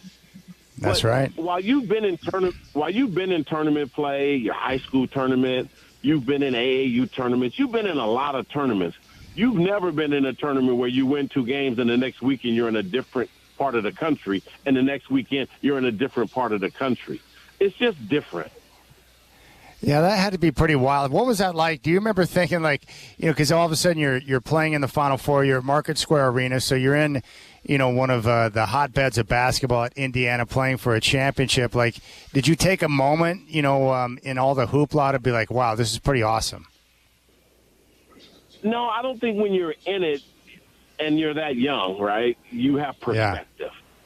Yeah. You're just like, hey, I want to be on my game. I want to play the best I can play. I don't want to embarrass myself or my family. I want to bring value to the team. I want to lock into the game plan. You're just trying to be that player on a team doing everything that a good locked-in player on a team does, which is be ready to play when they throw it up. We're talking with Michael Holton, former Trailblazer, former UCLA Bruin. Larry Brown, I have such great respect for. I mean, he had success everywhere he went. When you were coaching during the course of your career, how many things did you take from Larry Brown that maybe you didn't realize at the time that you realized later that you were implementing in your own coaching strategies? Because he was phenomenal. Yeah, a lot. And the two that stand out the most are practice planning and being clear with players about roles. I think one of the things that Larry Brown did better than most coaches was he identified your role. Because most coaches say things like, hey, I'm going to treat everybody the same, everything is equal, and it's really not. And it's really not true.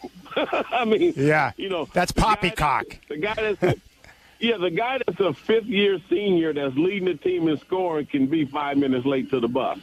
He's not going to get treated the same way that the freshman is 5 minutes late to the bus on his first road trip. I mean, and just read between the lines of what I'm trying to say, that roles are different. So if you're a guy coming off the bench, you got to be ready. You're looking at different things. Okay, when I come in and I'm coming in for that player, then I'm going to be guarding this position. So I need to make sure I watch, study, come in. So my role is different than the guy I'm sitting next to. So our jobs aren't the same. No, that's 100% correct. Now, you've shared this before, but it's a great story, and I want you to share it again. And when you talk about being very clear on defining roles for the players, walk us through the conversation he had with you and what he wanted you to do if you were going to be a starter on his basketball team. You love this story that is self-deprecating. It's the best, man. So Larry Brown called me into his office my freshman year, and we were 8-6, and there had just been a cover story in Sports Illustrated by Curry Kirkpatrick, and the title was "The Bruins Are in Ruins," and the subtitle was, "This is arguably the worst team in UCLA basketball history." And so Coach Brown, in that climate, decided, hey, I got to do this my way. I'm going to bench these guys that I didn't recruit. I'm going to bench the seniors. I'm going to start these freshmen. So he calls me in and he says, hey, Michael, I'm thinking about starting you, and here's your role. I need you to defend and run the team. And I said, okay, what about offense, Coach? I mean, I'm a high school All-American, 27 points a game. He said, yeah, I need you to run the team and defend. And I said, no, I got it. But what about offense, Coach? He said, look, I'm talking to you about a role that's going to make you a starter. If you don't want the role, the alternative is you don't play. And I said, Coach, I can defend and run this team. And so I became a starter with the weight of the world on every shot I took because I wasn't green-lighted to score. He gave me so I asked the third time, Coach, look, I just want to be clear about offense. And then he was irritated, and he said, look, you can shoot if your man falls down. That's so good. Now, Michael, now at the time you were probably like, hey, in your mind, I know what you're thinking. Like, hey, I can score. I'm an All-American. I know what I'm doing. But in retrospect, when you look back, was he right about the role that he defined for you? Yes, because it worked, and we ended up playing for a national championship. Even though I'm not the reason, but I feel like he gave everybody a role, and then the pieces fit. But, Chad, I didn't really appreciate Larry Brown doing that until I followed him into his other jobs. When he went to Philadelphia and coached Allen Iverson, I went and I watched every minute of the training camp, and I watched him coach Allen Iverson into a role by putting the ball in the hands of Eric Snow. And he told Allen Iverson, if you bring it up and shoot every time, nobody else is going to defend, screen, or rebound, and we have no chance. And so I watched him do that with other teams. So when I became a coach, I was confident that the way in which I thought the pieces need to fit, I needed to communicate clearly. Gosh, that's so good. Now, you mentioned something about practice plans. What were the keys you learned from Coach Brown on practice plans? Well, watching him plan practice, I realized that you don't waste a minute. You don't waste a single minute. Because practice, you have a finite amount of practice time, and basically each team has the same amount. So if I've got the gym for 2 hours and 15 minutes, that's all I have. And so between John Wooden and how he planned practice and Larry Brown, I watched Larry Brown never waste a minute. Once he started practice, he never stopped the group as a whole. In other words, he would let the guards have a water break, but the big guys had to practice shooting. And then the big guys could get water while the guards practice shooting, but he never let everybody come to a standstill throughout the practice. There's another story I want you to share, because I don't think you've shared this one on air, but you've told me off air before, and I love this story, but it involves Kobe Bryant, and I think you were on campus at UCLA, and I think you were walking across campus, but like you often did, you would pass through the gym to check out and see what players, because a lot of NBA players would show up to put in work during the offseason, and you said one thing was going on one end of the court, but on the other end, separated by a curtain, there was one guy doing some work. What'd you see? Chad, you got a great memory. Story's a little different. So, no, what happened was in the summer, all of the pros were playing pickup basketball in the men's gym, the best pickup games in the country, in my opinion, right? And so I knew that, right, that, hey, all the pros are playing pickup. So while I'm cutting through the Poly Pavilion, going back to my office, I see Kobe in Poly Pavilion with his trainer. And so I just grab a seat. I'm going, wait a minute, I'm going to watch this. I mean, everybody's playing pickup in the men's gym. What's Kobe doing here? Man, I watched Kobe Bryant stretch every limb. I watched him shoot, with one hand and the other hand and pick a spot. I watched Kobe Bryant work from spots on the floor and perfect his release angle, his fall away, his lean, his balance in one spot for 10, 20 minutes. And then another spot, and then another spot. I sat there for an hour and a half, and I'm going, I have never seen anything like this in my life. In that he was such a specialist about every nuance of balance and angles of shot releases, and he practiced them. So when you saw that, it was striking from the standpoint that you had literally never seen that type of detail in an individual workout at all. No, and I hadn't. And I'd seen a lot of workouts, and I'd worked people out, and I'd been worked out. But I'd never seen anybody slow the game down like that. And somebody else, and I haven't really watched him work out, but I think he works out in a similar way, is Damian Lillard. Dame doesn't play pickup in the offseason. I thought he doesn't. No pickup. I thought he did too. He doesn't. No, when Dame was here, and I had conversations with people around him on his security team, they said, no, Dame doesn't play pickup.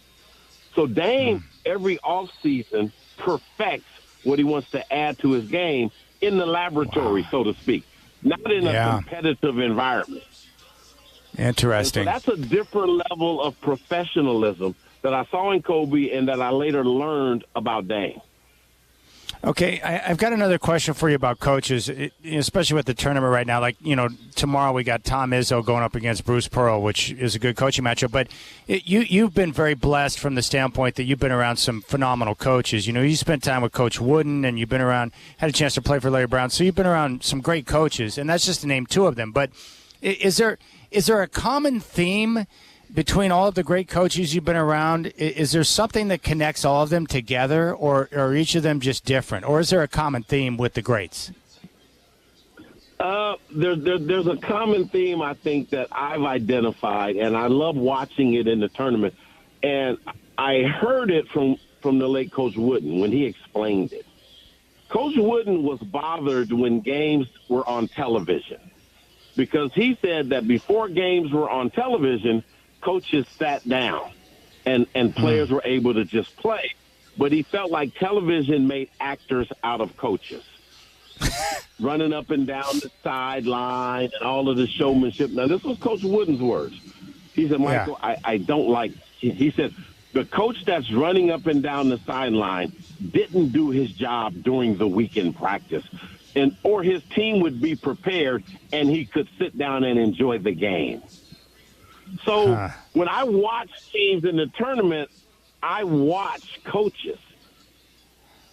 In terms of, is your team prepared and you're good? You sit there and maybe in a timeout, but or are you overly demonstrative because there's an emotional twist that you need to have to get your guys up to play, so to speak?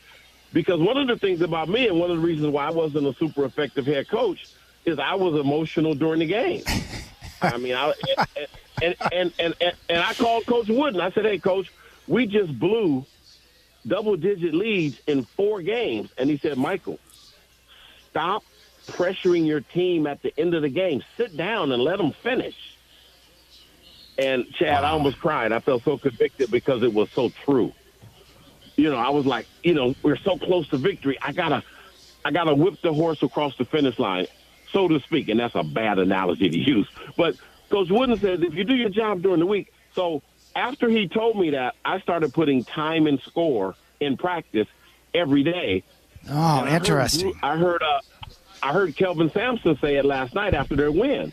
He said, we spend time on special situations every practice.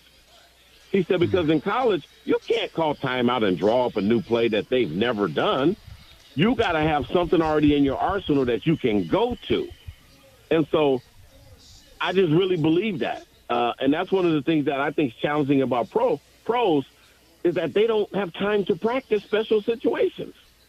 Wow. You know what's amazing, Michael? When I hear you talk about your coaching experience, like it reminds me of my experience as a father, where it's like, you know, there are times where I really feel like my selfishness and my anger, like all of these weaknesses get exposed. And so it helps me to go back and refine. And it's pretty awesome that you had, you know, someone like Wooden who could point something out where you're where you're able to look at yourself in the mirror and say, you know what, he's right. I've got to change this. You know, it's like you probably learned a lot about yourself through your coaching days.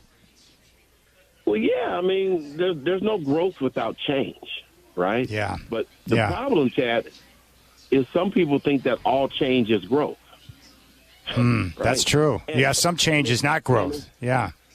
Exactly. And so, you know, that's why I think coaches, teachers, parents, pastors, people in leadership positions that are humble, right, are uniquely placed in life to help move other people forward. And it's one of the things I really like about coaching and the coaching dynamic and teaching, because to me, and Coach Wooden shared this with me, and it blew my mind. He said, Michael, I liked it when all coaches were teachers. He said, because now with the money and television, people come into the profession without the best interest of the sport at heart. He said, when I started coaching, coaches were your PE teacher. Coaches taught math at the school, and they got a stipend to coach the sport. Yeah, in fact, I just had a conversation with Brad Barbrick, who coached for a long time, 25 years at Concordia. You know him well because your son played for him. But he told me that for most of his tenure there at Concordia, he was also a teacher in the classroom. Yeah, and so you talk about I played for great coaches and I learned. Yeah, but Chad, I taught school 1 year. I taught 7th grade world history. You did? And language arts 1 year. My first year I did not know this. In City College, I was a teacher at Elliott Middle School in Altadena, California. And that year taught me everything I've ever done meaningful in life, because I had 7th graders. I had to do a lesson plan every week for the principal. It had to have benchmarks, objectives. And that lesson planning and classroom management with 12 and 13-year-olds taught me everything I needed to know about not being emotional. and about being clear and about being consistent and about nurturing. How nerve-wracking was that? Did you enjoy it, or was that really hard teaching that year? No, well, it was hard because I'm not the sharpest crayon in the box, right? So for me to be the teacher, I had to have other teachers help me stay a chapter ahead of the class, right? But Chad, the story in it, though, that was transformational for me was because I had to leave and run to practice at the city college. I needed my classroom to be clean at the end of the day because I didn't have time to sweep and clean it, and it was a requirement that you couldn't leave without the classroom being clean. So one day I see this girl, and she's eating sunflower seeds and throwing them on the floor, and I'm my looking, gosh. and to me that just means I'm going to be late to practice. And so I lost it. I was like, hey, stop. Everybody, move your desk back. Pick up those sunflower seeds. What are you doing? I embarrassed a 13-year-old girl in front of her classmates. Wow. Chad, she jumped up and cussed me out. Wow. And ran out of the classroom. And it became such a transformational experience because all the kids were like, ooh, she cussed you out. She cussed you out. And I said, yeah, she's having a bad day. They said, you're the one that got cussed out.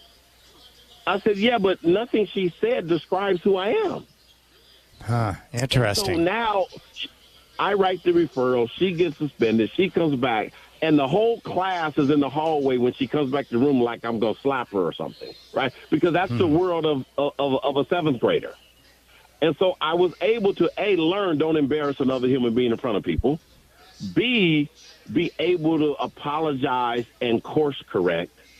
And C, don't let your care and concern for another human being get disrupted by your ego or pride. Wow. So what was the follow-up conversation like with this young lady, and what was the relationship like with her in the classroom after that moment? So when I saw her, I asked her if she had materials. Did she need a pencil? Did she need paper? And everything was fine. And so I thought the lesson that you don't have to overreact when somebody says something offensive. You don't have to fight. And at that age, everybody's like, oh, there's going to be a fight after school because this person said this to that person. I was able to use that experience because everybody in the school knew about it. And everybody in the school was aware of my background in terms of sports and professional basketball. So I was able to model a proper response versus a reaction. One other question about Coach Brown. Because he was successful at many different stops, college, pro, over many different years. And I'm wondering, what was his secret sauce for being able to connect with different players through different eras in different situations? And, I thought his ability to get you to understand that basketball was a simple game and that it was executing fundamental skills under pressure and that you needed to perfect and polish your fundamental skills. And that you needed to build that as your base and that you needed to play hard and be unselfish. I mean, those are the things that he built into any team he played on, that you needed to be fundamentally sound, you needed to play hard, and you needed to be unselfish on and off the floor. Now, have you talked to Coach Billups about Larry Brown, and do you see any concepts that you recognize that maybe Billups picked up from Coach Brown when he played for him that he's using with the Trailblazers now? Yeah, I recognize him, and I've had a couple of conversations with Coach Billups about it. Keep in mind that when Coach Brown coached Chauncey in Detroit, I was there. I went to that training camp from the first minute to the last. Oh, you did? And took contemporaneous notes because I followed Larry Brown wherever he went. And when he was in the pros, I would always go to training camp, and I would study everything he did, the way he did it. So I watched him coach Chauncey. I watched everything that went with that. Sometimes they butted heads in training camp. Sometimes there was understanding. But I watched the same thing with Allen Iverson and Larry Brown. And so Chauncey and I have had a couple of interactions about it, have not talked extensively about it. But I know that Larry Brown's a part of Chauncey Billups' coaching foundation and philosophy. All right, there you go. Michael Holton, I hope you enjoyed that conversation. I certainly did, and learned some things that I had never heard before from him. And I've talked to Michael a lot over the last 10 to 15 years. But Love is, he's kind of a self-made man. He's gone through some struggles. He's built a business for himself. He was an NBA player. He's been a coach, and now he's a broadcaster. But really enjoy the insight there. Cannot imagine being a seventh grade teacher. All right, we'll come back, and we'll put a nice little bow on this program. Chris Burkhardt is going to have Courtside Monday coming up at 6. Maybe we can get him to join us before the end of the show and tell us what he's got coming up.